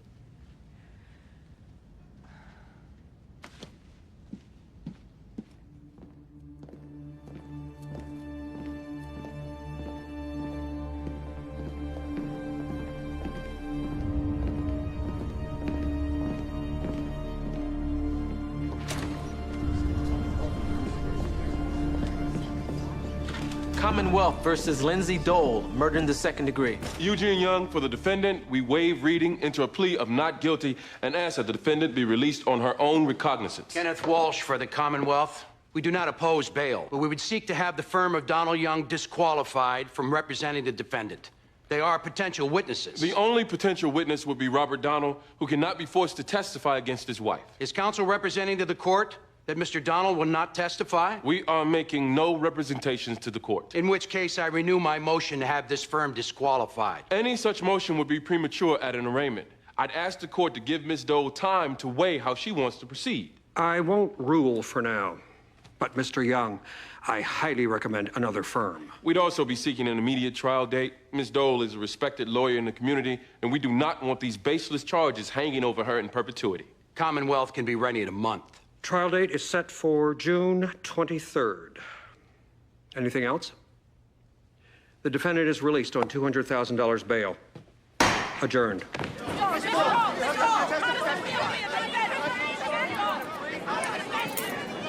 Get her out the back.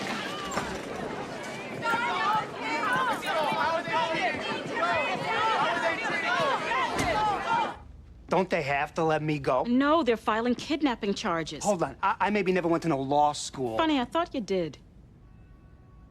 But my friends say that kidnapping would be what they call a lesser included offense, which double jeopardy counts for that, too. The kidnapping is ongoing, Rodney. They can file for as long as you have her. Well, I don't have her. Then who does? How do I know? Maybe the man with the hammer came back. Well, it's unfortunate you don't have her because she's your only ticket out.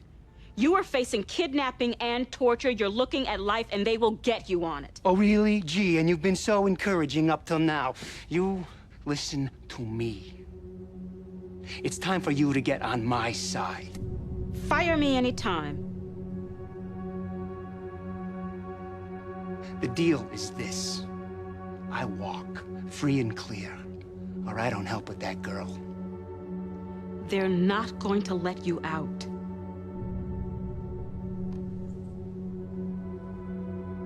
Well, you know what? I can survive prison. I can live there just fine. Now, where Nancy Connell is, who knows whether she can live fine or not? Or for how long?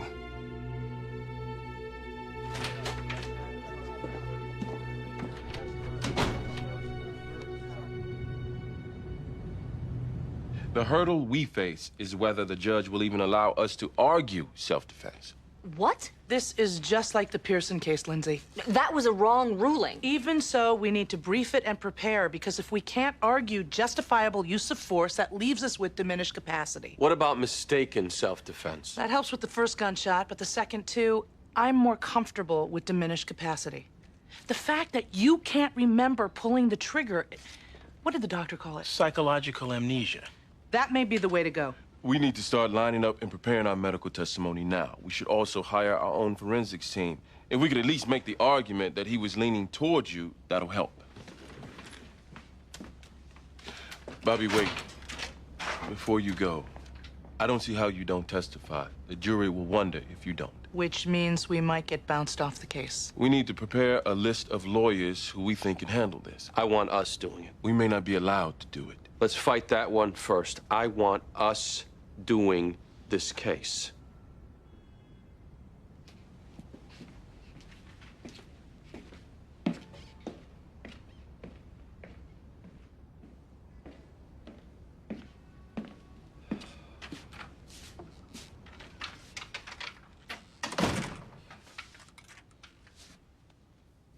We'll get through this. We? I'm the one they arrested, Bobby. I didn't see you wearing handcuffs today. You don't think this involves me, Lindsay? Not enough it doesn't. What does that mean? It means I feel alone, Bobby. Like I'm always I was alone when I got stabbed, then Hinks, now here. I don't feel like you're ever with me, Bobby, that you understand what I am going through, or that you care to, and this is too much for me to take on alone. I'm sick of it! You know what I'm sick of? I'm sick of you isolating yourself only to declare you're alone. Let me tell you something, Get Lindsay. out! You acted alone here. You pulled that trigger alone. And now my son is faced with losing his mother. Get the hell out! You don't think I'm in this? Leave me alone! Fine, be alone.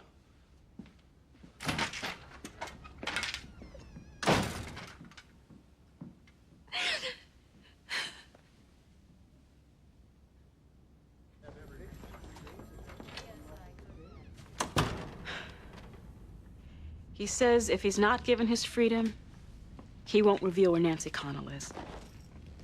Helen, I believe him. I can't let him walk. Is it considered privileged who his friends are? Look, somebody has her. Somebody made that tape.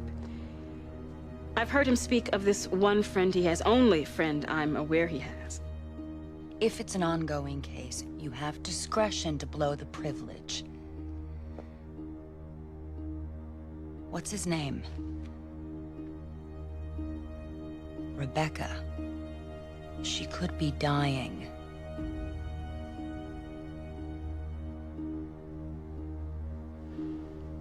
Walter Errol.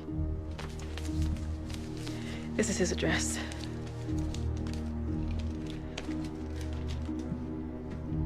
If that favor is to count for anything, Helen,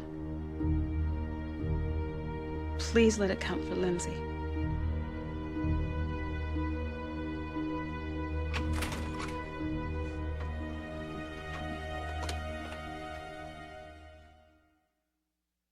Personally, I think it is a mistake for you to represent her. It wouldn't be me.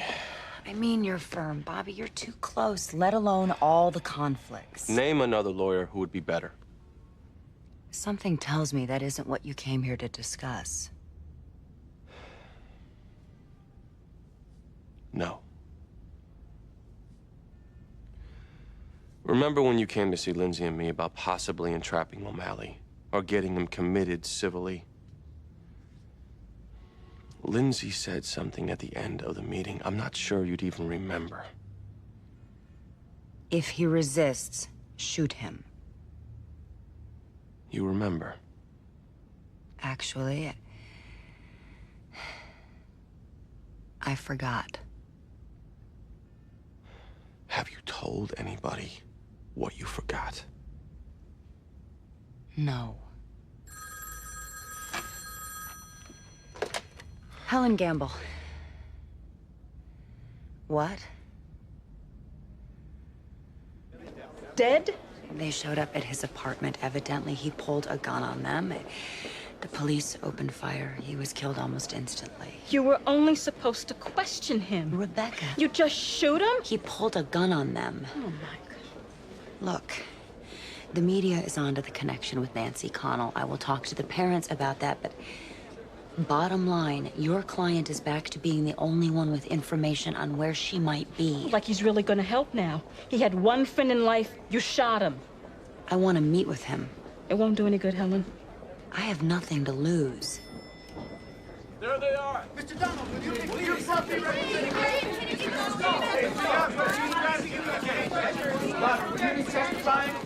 The only reason Mr. Young wants his firm to represent the defendant is because it curtails our investigation. Not true. There are people we'd like to interview at Donald Young, and now we're cut off because... You already interviewed Bobby Donald. There are others. Look, we're not going to impede the investigation, but Lindsay Doe should be able to have the lawyer she wants. Her life is on the line. The benefit of the doubt has to cut in favor of the defendant here. Who else do you want to talk to? Everybody. They were with her all day long. They may be able to inform on her state of mind. Mr. Young, if I'm to allow you to represent her, you can't use that as a shield. You're to make available everybody in your firm. We will. Ms. Dole, you're sure you want your own people defending you here? Yes, Your Honor. Very well. Do we have anything else? We do. We'd like to enter our defense. I would ask the court to deny self-defense since there's no basis. Why don't you calm down and hear what we have to say first? We're not going self-defense, Your Honor. We're pleading not guilty, relying on battered woman syndrome. What? We so enter it for the record.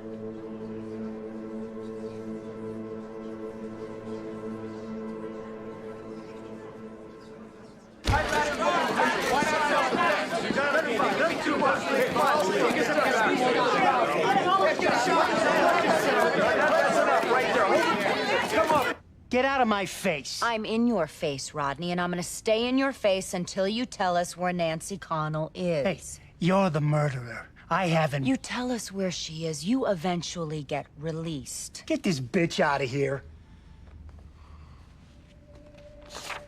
I just issued this little press release, and I let it slip that you're a suspected pedophile. That'll crimp the quality of life, won't it, Rodney? How long you think you'll live in prison now?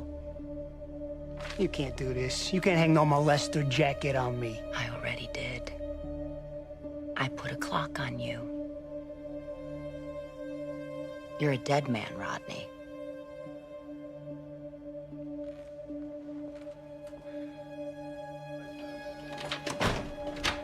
She can't do that, can she? Just say I'm a pedophile? Well, what are you gonna do, sue her for defamation of character? Tell her where the girl is, Rodney. I'll make the best deal I can. How'd they know about Walter? You told them, didn't you? No, I didn't. Well, let me tell you, Rebecca. You just made me more valuable. Besides me, Walter was the only person who knew her whereabouts. They need me now, or that girl dies. Rodney! You get me out of here, Rebecca. Guard! You had him killed! Guard! You had him killed! You make that deal! I know you had him killed! I'm saying nothing, Rebecca! You make that deal! You hear me? You make that deal!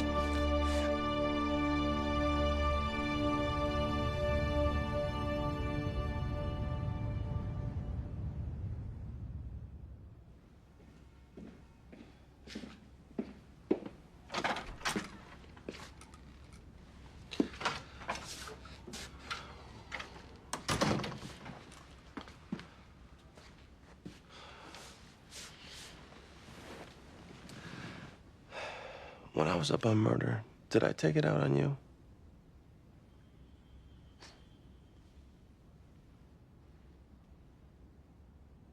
You gotta know I'm here for you.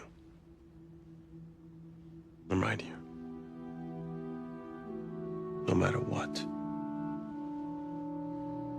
You gotta know that. I do.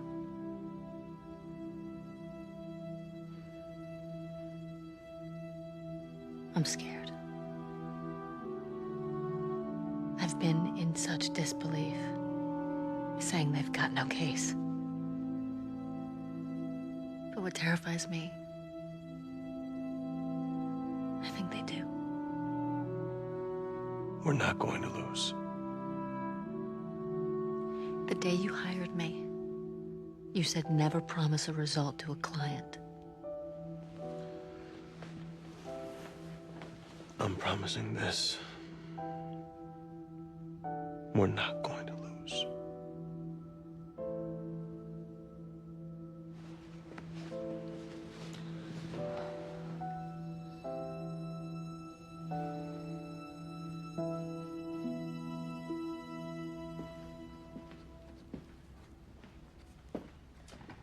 Jimmy and Beck are going to interview and prepare the doctors. They'll handle the expert testimony. I'll run sort of a command center here.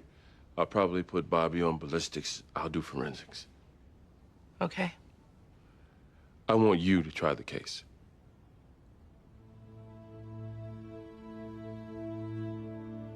Okay.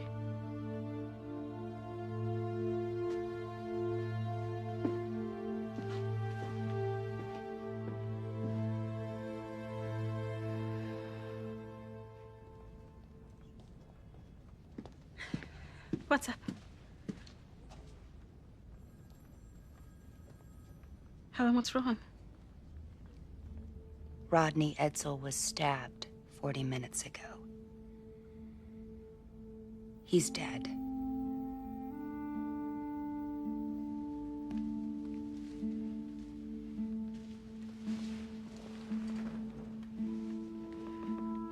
Just like that?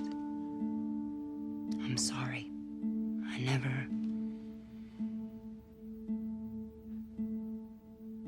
What happens now? I don't know. I'm still getting the details. When I learn more, I'll let you know.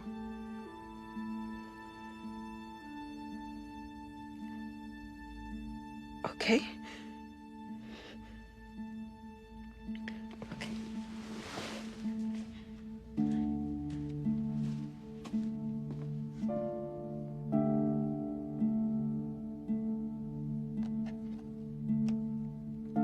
Here's a copy of today's paper. Please help me. Please.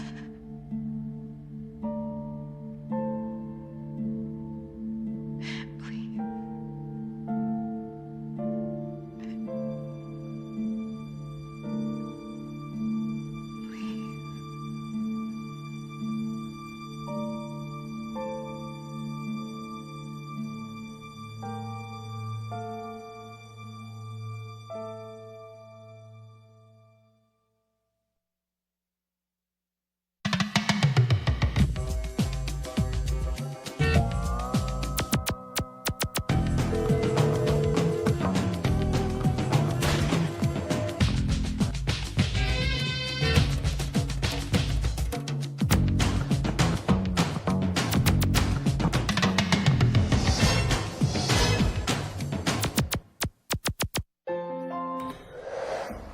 You stinker!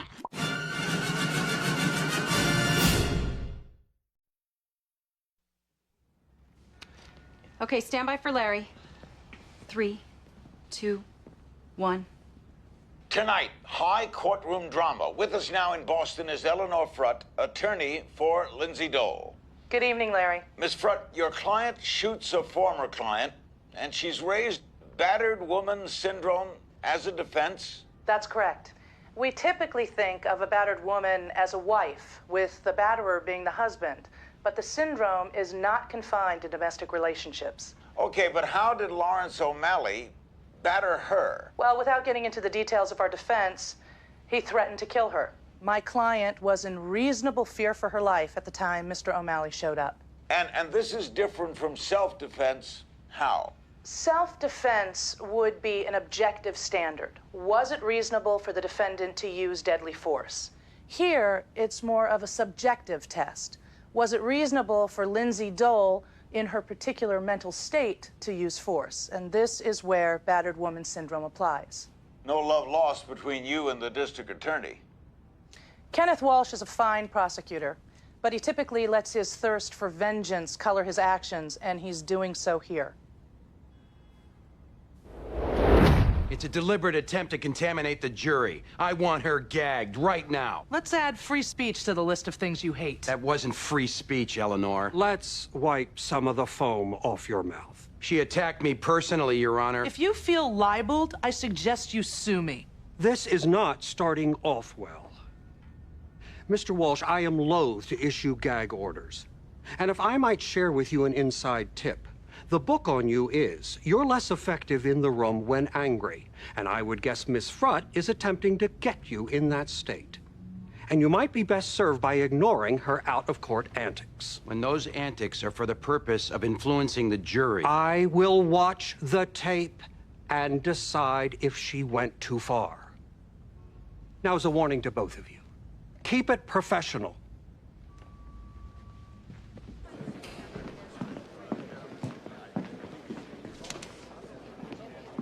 You know, I'm tired of your piss-ass crap. I'm tired of your firm's piss-ass crap. You made a big mistake, Eleanor, and your client's gonna pay for it for the rest of her life, you piss-ass, scum-crap dirt bastard. You seem mad.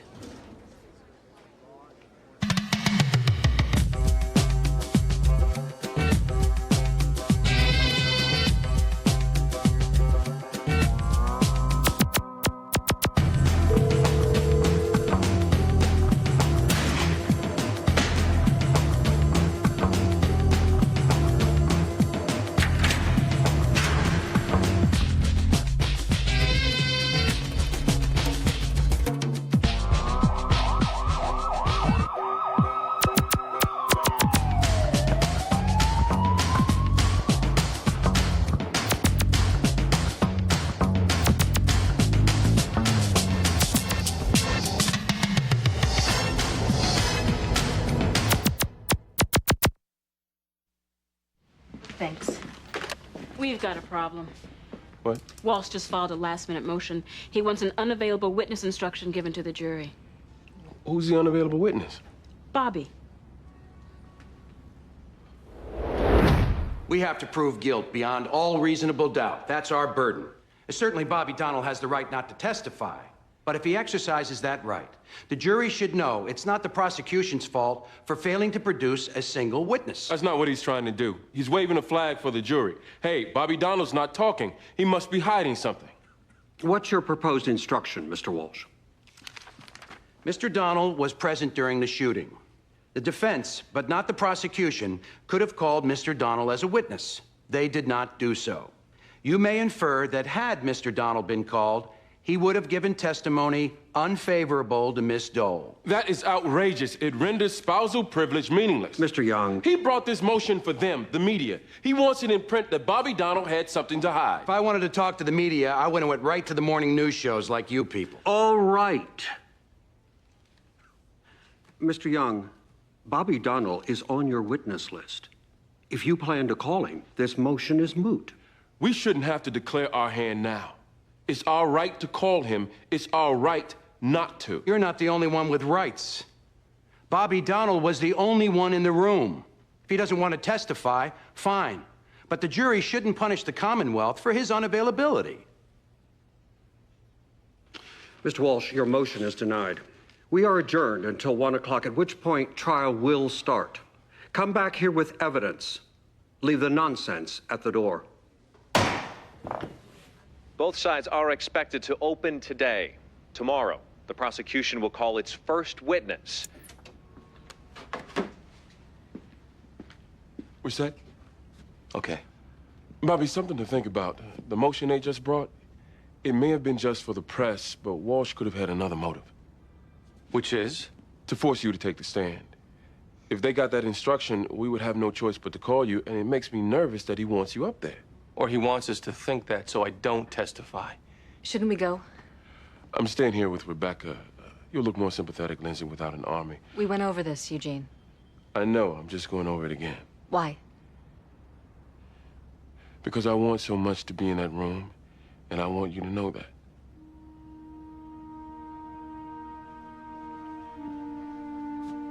We all love you. Every one of us. And whether we're here or in there, we're with you.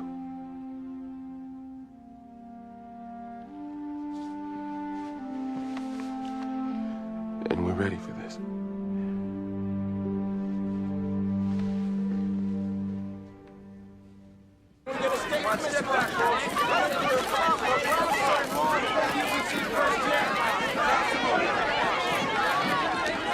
I'm going to let you in on a little secret. I'm glad Lawrence O'Malley took 3 in the chest. The man, as you'll hear, was an accused murderer, a cannibal. The politically correct term for him would be damaged. And a part of me thinks Lindsay Dole did us all a favor. I would have liked to have shot him. But I wouldn't have. Nor would any of you, because we have a law against revenge killings. There are rules against firing 3 bullets point blank into an unarmed man. It's called murder. The evidence will show that the defendant executed Lawrence O'Malley. Simple as that. She just shot him dead in cold blood. As viscerally satisfying as it may be, this was first-degree homicide. It was murder.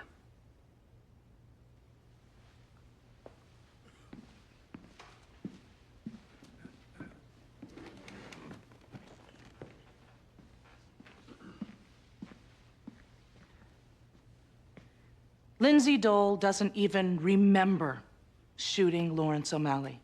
That moment is completely blacked out. And the evidence will show that her brain quite likely went black before she pulled the trigger. 3 years ago, Lindsay Dole was stabbed 3 times by a client. she nearly died. Last year, she was stalked and threatened by a serial killer who was also a client. Here, after defending Lawrence O'Malley for multiple killings, she was stalked by him. He threatened to kill her. He showed up at her door in violation of a restraining order, entered her house, and this time, Lindsay snapped. All of those clients came back into her head. They were all personified by Lawrence O'Malley standing in her house, threatening to kill her, and this time she just snapped. By the way, if Lindsay hadn't snapped, she'd be dead now. No question.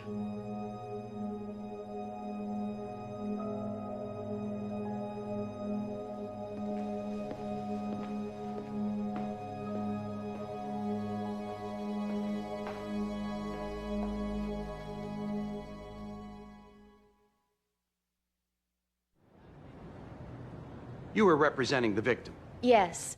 The defendant was trying to have Mr. O'Malley civilly committed. I was acting as Mr. O'Malley's counsel. What was the disposition of that motion? The petition was denied. Mr. O'Malley was not committed. And Miss McConicle, what happened after the judge made her ruling? Well, Ms. Dole was not happy with the outcome. She then approached Mr. O'Malley. Did she do or say anything? Yes. She said to him, "Come near me, I'll kill you." Were those her exact words? Those were her exact words. Thank you. You said my client brought the motion to have Mr. O'Malley committed. Wasn't that motion brought by the Commonwealth of Massachusetts? Your client is close friends with Helen Gamble, a district attorney. Who brought the motion, Miss McGonigal? Lindsay Dole or the Commonwealth of Massachusetts? Technically, the state. Did Mr. Walsh ask you to leave that part out? Objection. Sustained. You testified that my client was not happy by the ruling. She was a little more than not happy, wasn't she? Well, she jumped up in court and called the judge crazy. Did you not hear that? I heard it. As far as courtroom decorum goes, she was out of control, wasn't she? I'm not going to have you put the words "out of control" in my mouth, counsel. Did it get to a point where the judge had to threaten Miss Dole with contempt? That's an interpretation. The judge never used the word contempt. I see. So it would be your interpretation that Lindsay was not happy? Yes. Thank you. By the way, in your opposition to Mr. O'Malley's commitment, you argued that instead of incarceration, Mr. O'Malley should receive treatment, did you not? Yes. And as one vested in safeguarding his interests, did you take any steps to see to it that he got that treatment? I was vested in safeguarding his legal interests. You stood before the court, opposed to his being committed, said, "Let's get him treatment." And after the ruling, you just said goodbye, doing nothing to help him get the treatment? Is it because you really didn't think he needed the treatment, or that you just couldn't be bothered? Objection. No, I am sorry, but I will not conceal my disgust here. Mr. O'Malley might not be dead had this witness done her job. You kept him on the street, you took your fee, and you did nothing. Miss Front. Well, at least you make for a great witness. Miss Front, you are one remark away from a jail cell.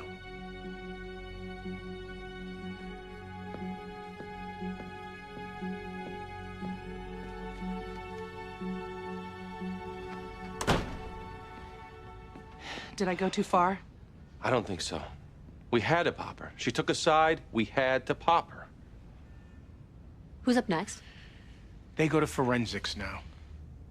The blood spatter evidence shows the victim to be here, approximately 15 feet from the shooter. Mr. Donnell would have been here. You can tell that from? The blood spatter on his clothing. So he would have been between the victim and the defendant? Correct. Any blood on Miss Dole's clothing? No, she was too far away. And Mr. Ilitch, were you able to determine if Mr. O'Malley was moving at the time he was shot? He was either standing still or moving backwards. How can you tell that, sir? The trajectory of the wounds. Also, if he'd been moving forward at all, His momentum likely would have caused him to fall face down. He was found on his back. Is it your testimony that it would be impossible for the victim to have been moving forward at the time he was shot? Not impossible. I'm speaking in likelihoods. I'm looking at the positioning here. Bobby Donnell was close to being in the line of fire, wasn't he? Well, no. He was off to the side, so the line of fire... Well, he was between the shooter and the victim. Not exactly a safe place to be, is it, Mr. Ilitch? No. And yet, his wife fired. Did it make you wonder whether she had just snapped? Objection. I'm only asking if the expert crime analyst wondered. I'll allow it. Did you wonder? I just analyze bloodstain patterns. I don't get into mental states. You're up here to convince the jury that the victim wasn't moving forward. The only relevance of that, I'd assume, goes to whether Lindsay thought she was in danger. That goes to her mental state, does it not? Indirectly, yes. Indirectly. Mr. Ilitch, can you make a representation here as to Miss Dole's mental state or not? I'm not going to make any such representation. Thank you. Yes, it is an emergency. There's an intruder in my house. Where is he? His name is Lawrence O'Malley. He's here in violation of a restraining order. He's dangerous, and I need for you to send somebody now. The address is 1312 Beacon Street, apartment 4. That sounded pretty calm. Objection? Sustained. Mr. Forbes, in the background, we can hear other voices. Yes, those voices were identified as belonging to Mr. Donnell and the victim, Lawrence O'Malley. Were you able to detect what they were saying? Yes. We were able to both isolate and enhance their conversation. Okay. Yes, it is an emergency. There's an intruder in my house. What's wrong? I promise I'm not here to cause anybody any harm. I just need to talk to her, please. That's when she hung up? Thank you, Mr. Forbes. You have no idea what transpired after she hung up. Well, I know she shot him. Yes, between the time she hung up and she fired, you don't know what was said or what happened, correct? Correct. The defense is expected to begin tomorrow with their psychiatric evidence. Dr. Emily Fink is up first. She's considered to be one of the nation's leading authorities on battered woman syndrome.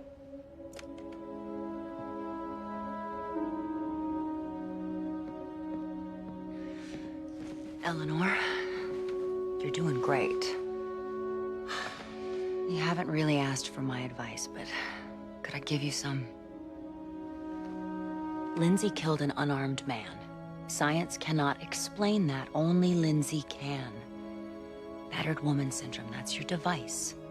It entitles the jury to set her free if they want to. They won't want to unless they hear from Lindsay. And Bobby, too. Eugene thinks Walsh is gunning for Bobby. He may be. Look, I know you guys know this, but the burden of proof isn't on the prosecution here. The burden of an excuse is on you.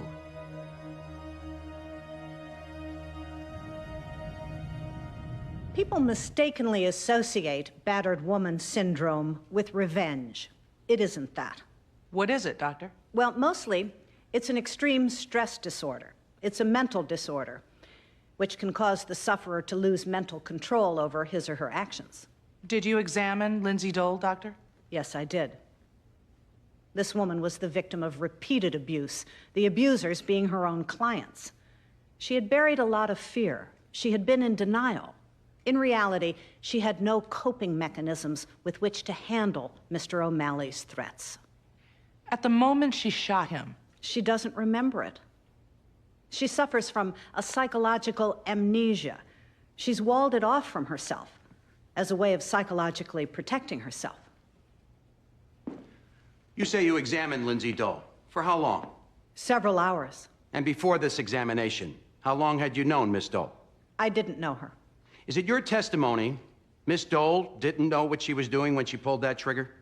My testimony is, given her history of abuse, her fear or apprehension was reasonable. But she likely knew what she was doing. I don't know whether she did or didn't. Nor does she, because she's blocked it out. Yes, the psychological amnesia. Have you ever known extreme guilt to trigger this kind of amnesia? Yes. In fact, my experts tell me psychological amnesia would be more common in people who commit murder than people who act in self-defense. Each case is different, and I really... appreciate that. But statistically, what's the more common cause of psychological amnesia? Murder or justified self-defense? I'm not comfortable speaking in statistics. Let me ask again. What is the more common cause of psychological amnesia? Murder or justified self-defense? Murder. Thank you, Doctor.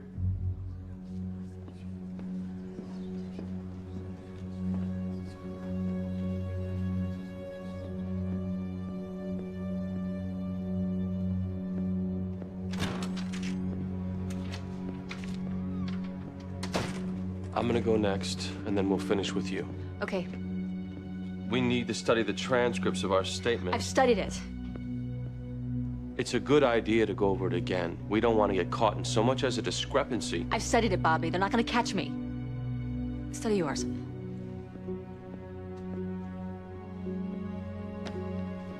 It's going very well.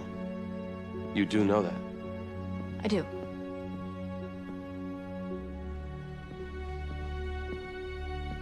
I'm going to study my statement.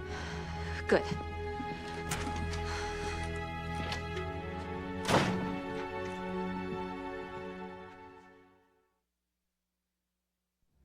I consider myself friends with both Lindsay and Bobby. Between the two of them, I think Bobby is more likely to kill somebody. Why are they even talking to him? Not saying he did it. I just know he's gallant. And that he'd take the fall for his wife if necessary. I just have my doubts. Reasonable doubts. I hope that helps. She started to unravel even during the trial. When you say unravel, She started having emotional tantrums to the point where she said she wanted to lose the trial. the trial in which you were defending Lawrence O'Malley. Yes. He kept staring at her in court, saying how he'd take her to heaven, and she started to come undone. We were all worried about her. At some point, you took out a restraining order against this man. Yes, but it didn't matter. He just kept coming. Turning your attention back to the night in question, can you please tell us what happened? I was in the bedroom. I heard Lindsay scream for me. I came running out. There he was. O'Malley? Yes. I asked him to leave. He wouldn't. I threatened to throw him out. And then he just turned. He turned? He was a paranoid schizophrenic who suffered from psychotic breaks. And it looked like he was becoming psychotic here. Then he looked at Lindsay and told her she was in danger. Told her the other man was coming for her. What did you do? I kept asking him to leave. I didn't want to antagonize him because I knew that's what makes him snap. But it was as if he didn't even hear me. He had this crazed look like he was just going to explode or something. And then he threatened her again. And she just shot the gun. I looked at her. She had this vacant, dazed expression as she fired. She put the gun down, and then she went to her room. And what did you do? I called the police. And then I went in to check on Lindsay. She didn't even know what happened. She didn't know she had shot him. It seemed like she was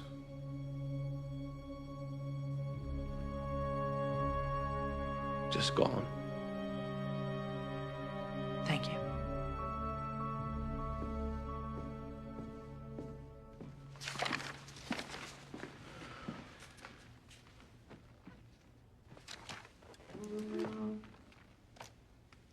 You said your wife started to unravel during the O'Malley trial. Yes. When? Well, it happened almost immediately. He called her Clarice and made his obsession known from the beginning. But your wife didn't beg off. She continued to interact with him and be his lawyer. Yes. In fact, you even had your wife handle Mr. O'Malley's direct testimony. That was a strategic decision. Your wife is becoming unglued? But for the sake of getting this cannibal off, best to let her keep going. At the point Lindsay did her direct, she was still basically okay. It was after that she really started to suffer. Did you get her to a doctor? I was planning to. You were planning to? You wouldn't be lying now to help save your wife, would you, Mr. Donald? Objection. Overruled. I'm not lying. After she shot the man, you said you saw a dazed, vacant look in her eyes. Yes. Did you tell the police this? The police never asked what she looked like. Isn't it true, after witnessing the event, you knew your wife had committed murder? That is not true. That is not true? That is not true. There's a gunshot victim? Yes. We need an ambulance right away at 1312 Beacon. And who shot the man? A man has been shot. Please get an ambulance to 1312 Beacon. When the operator asked you who shot the man, why didn't you just tell her? It wasn't necessary to tell her. Wasn't necessary. So a man is lying on your floor with 3 gunshot wounds, and you're deciding what is or isn't necessary to tell the police operator. You called the police. Call anybody else? I called Eugene Young. A lawyer? A colleague and friend. In fact, you huddled with Mr. Young, Miss Frutt, another colleague and friend, Mr. Berluti over there, another colleague and friend, and after the huddle, did you tell the police what happened? Objection. This goes to privileged. I'm not asking what the colleagues and friends talked about. I'm asking whether he talked to the police that night. The objection is overruled. Did you tell the police what happened? My wife had to get to a hospital. Did you tell the police? I had to be with my wife. Did you consider yourself suspects? We talked to the police the next day. The next day, your lawyers organized a meeting at your offices under your control where the police could ask questions. Yes. Mr. Donald, we've heard testimony of another client who terrorized your wife, a man by the name of William Hinks. What happened to him? Objection. Relevance. Overruled. What happened to Mr. Hinks? He was killed. He was murdered. By a man you did business with, correct? By a man I used to represent. You had a conversation with this man. This man then murdered Mr. Hinks. And you were arrested for conspiracy to commit murder. I was acquitted. I smell a pattern. Threaten Lindsay Dole, you get killed. Objection! Sustained.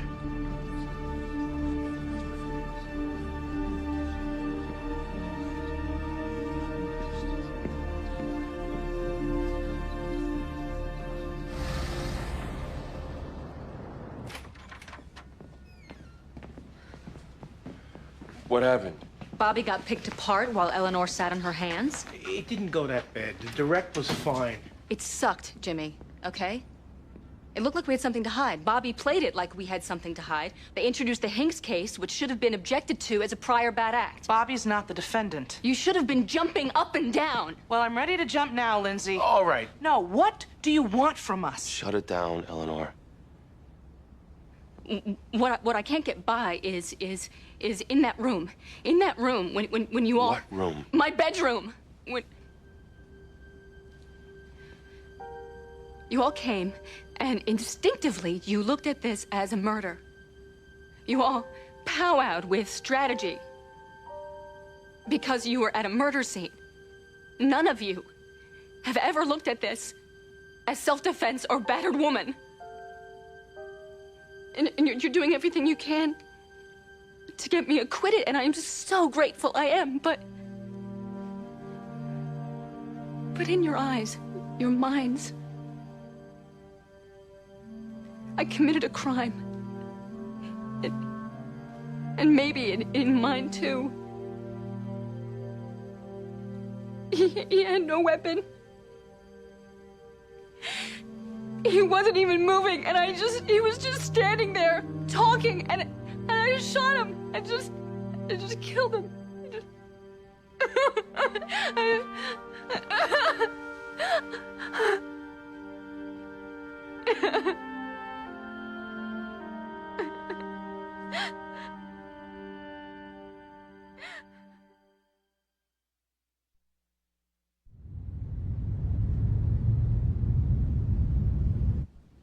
It's okay if you get emotional.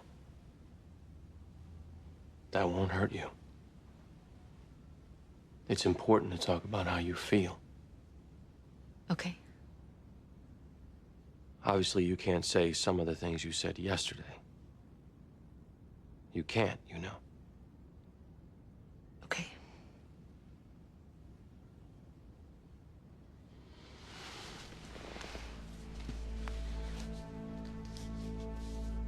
Look at me.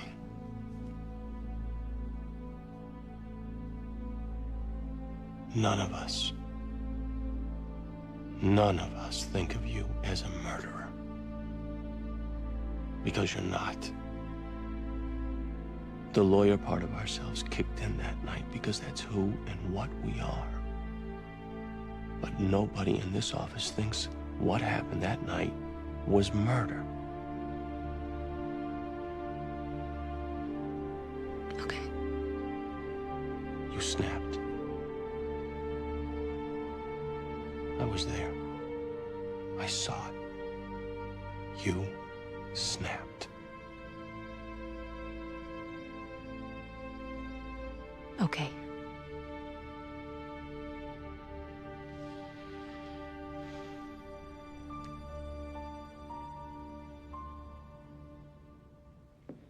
You say it all started to come back. Can you tell the jury what came back? First, Hinks.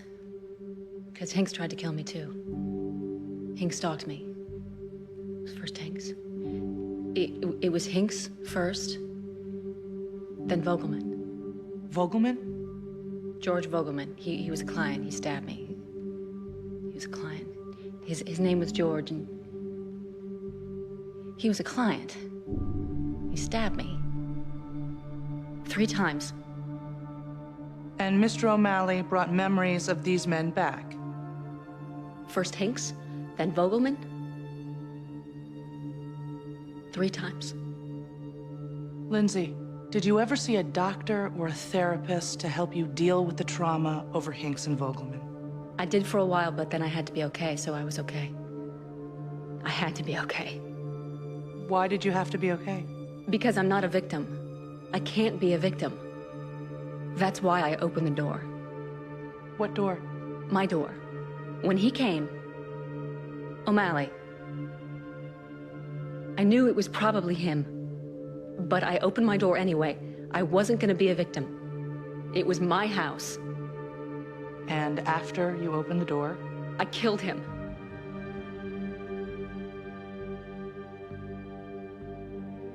What happened before you killed him?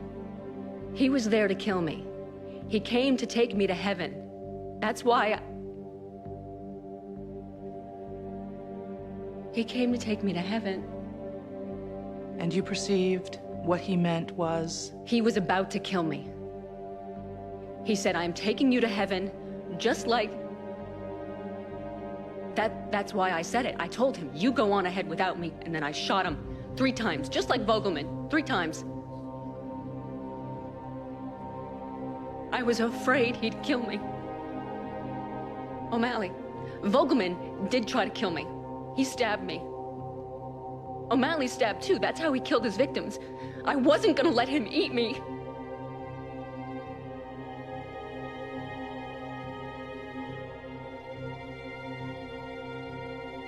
I have nothing further.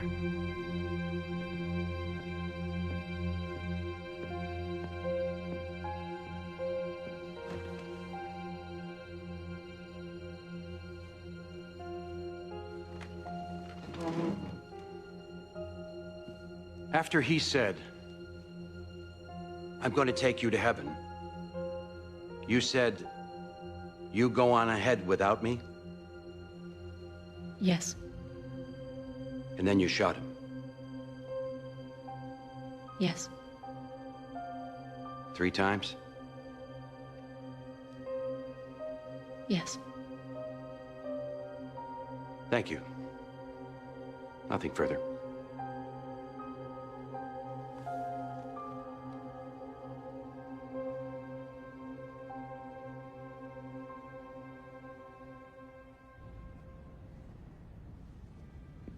I don't think actually she hurt herself. She seems on the verge. She is. You want me to try for a plea? They're not offering, but I think... Jimmy thinks we didn't get hurt. You go on ahead without me, Walsh is going to be ringing that like the Liberty Bell. She looked nuts, which is okay for the jury to see.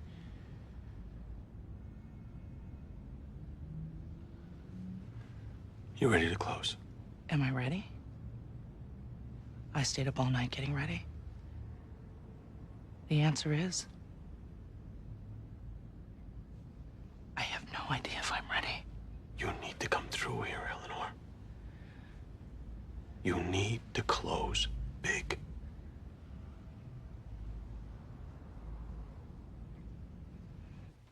It's different than it used to be. Defense attorneys, prosecutors, we used to be the advocates that stayed out of the fray. And though we interacted with murderers every day, we were off limits. Now, it's different. Death threats are made against district attorneys. Defendants attack their own lawyers. Lindsay Dole's life was threatened 3 times by clients. Stalked, stabbed, terrorized. She is a victim of abuse, and you saw firsthand the mental effects during her testimony. Mr. Walsh began this trial with the presumption he never would have fired the gun, and neither would any of you. First off, really? A serial killer who strikes so fast and unexpectedly that has to be handcuffed and muzzled at his own trial shows up at your house threatening to kill you. Are we really sure none of us would have fired? Secondly, neither Mr. Walsh's state of mind nor yours is an issue here. It's Lindsay Dole's. As a sufferer of battered woman syndrome, as a victim of past threats from clients, attempts on her life, being stabbed, her mental state was in a much more fragile place. She was ready to snap even before he rang that doorbell. Since this whole thing turns on Lindsay's state of mind, we put her on the stand in hopes that you would get to know her a little. Because to know her is to be convinced of her innocence. But you didn't get to see Lindsay today. You got to see a battered woman squeezing her hands, still in trauma, determined not to be the victim she very much is. When you go back into that room, it is okay to ask yourself, what is the moral thing to do here? It isn't putting Lindsay Dole in jail. Please return a finding of not guilty. Thank you.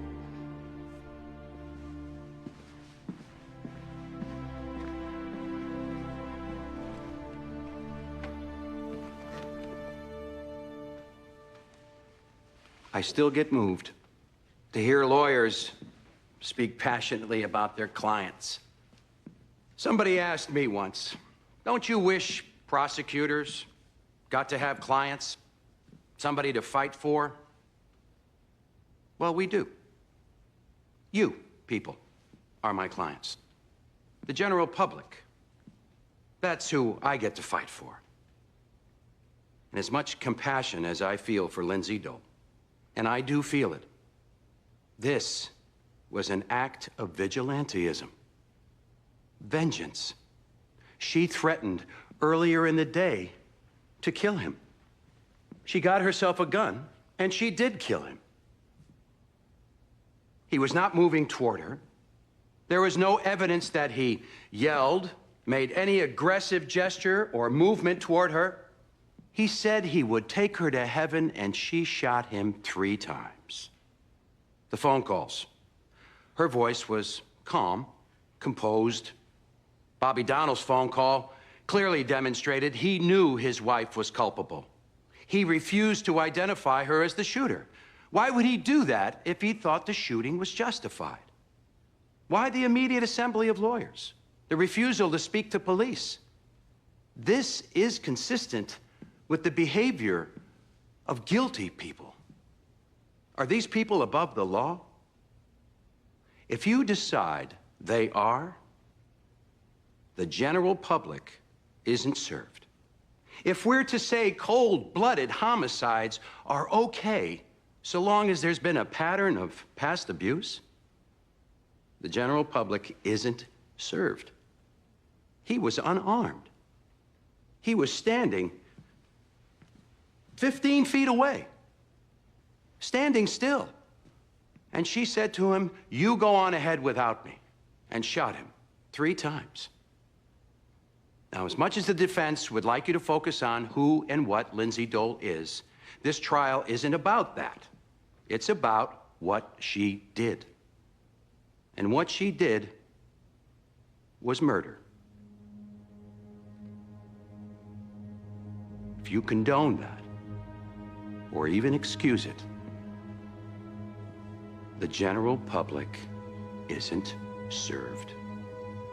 The law isn't served. And I'm sorry, Miss Frutt, but neither is morality.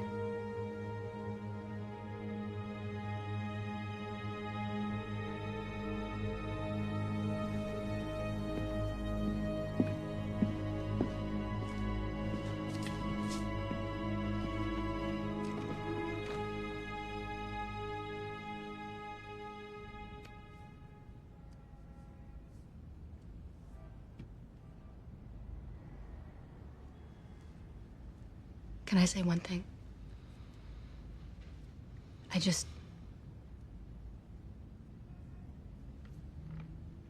I'm sorry I got upset at you yesterday, Eleanor. I think you tried an amazing case. Thank you.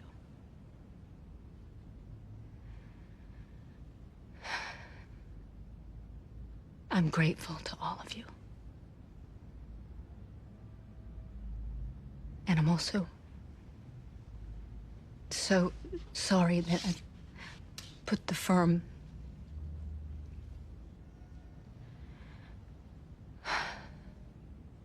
I'm grateful, and I'm sorry. That's what I want to say.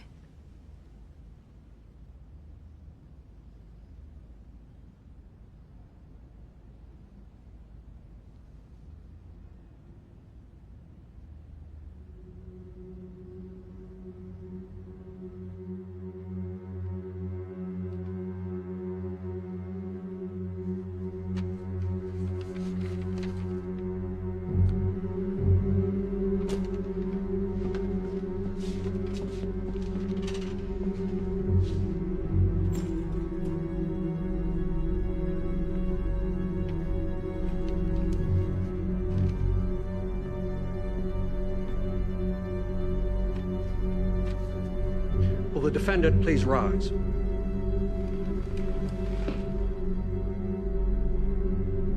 Madam Foreperson, the jury has reached a unanimous verdict. We have, Your Honor. What say you? Commonwealth versus Lindsay Dole on the count of murder in the first degree. We find the defendant, Lindsay Dole, guilty.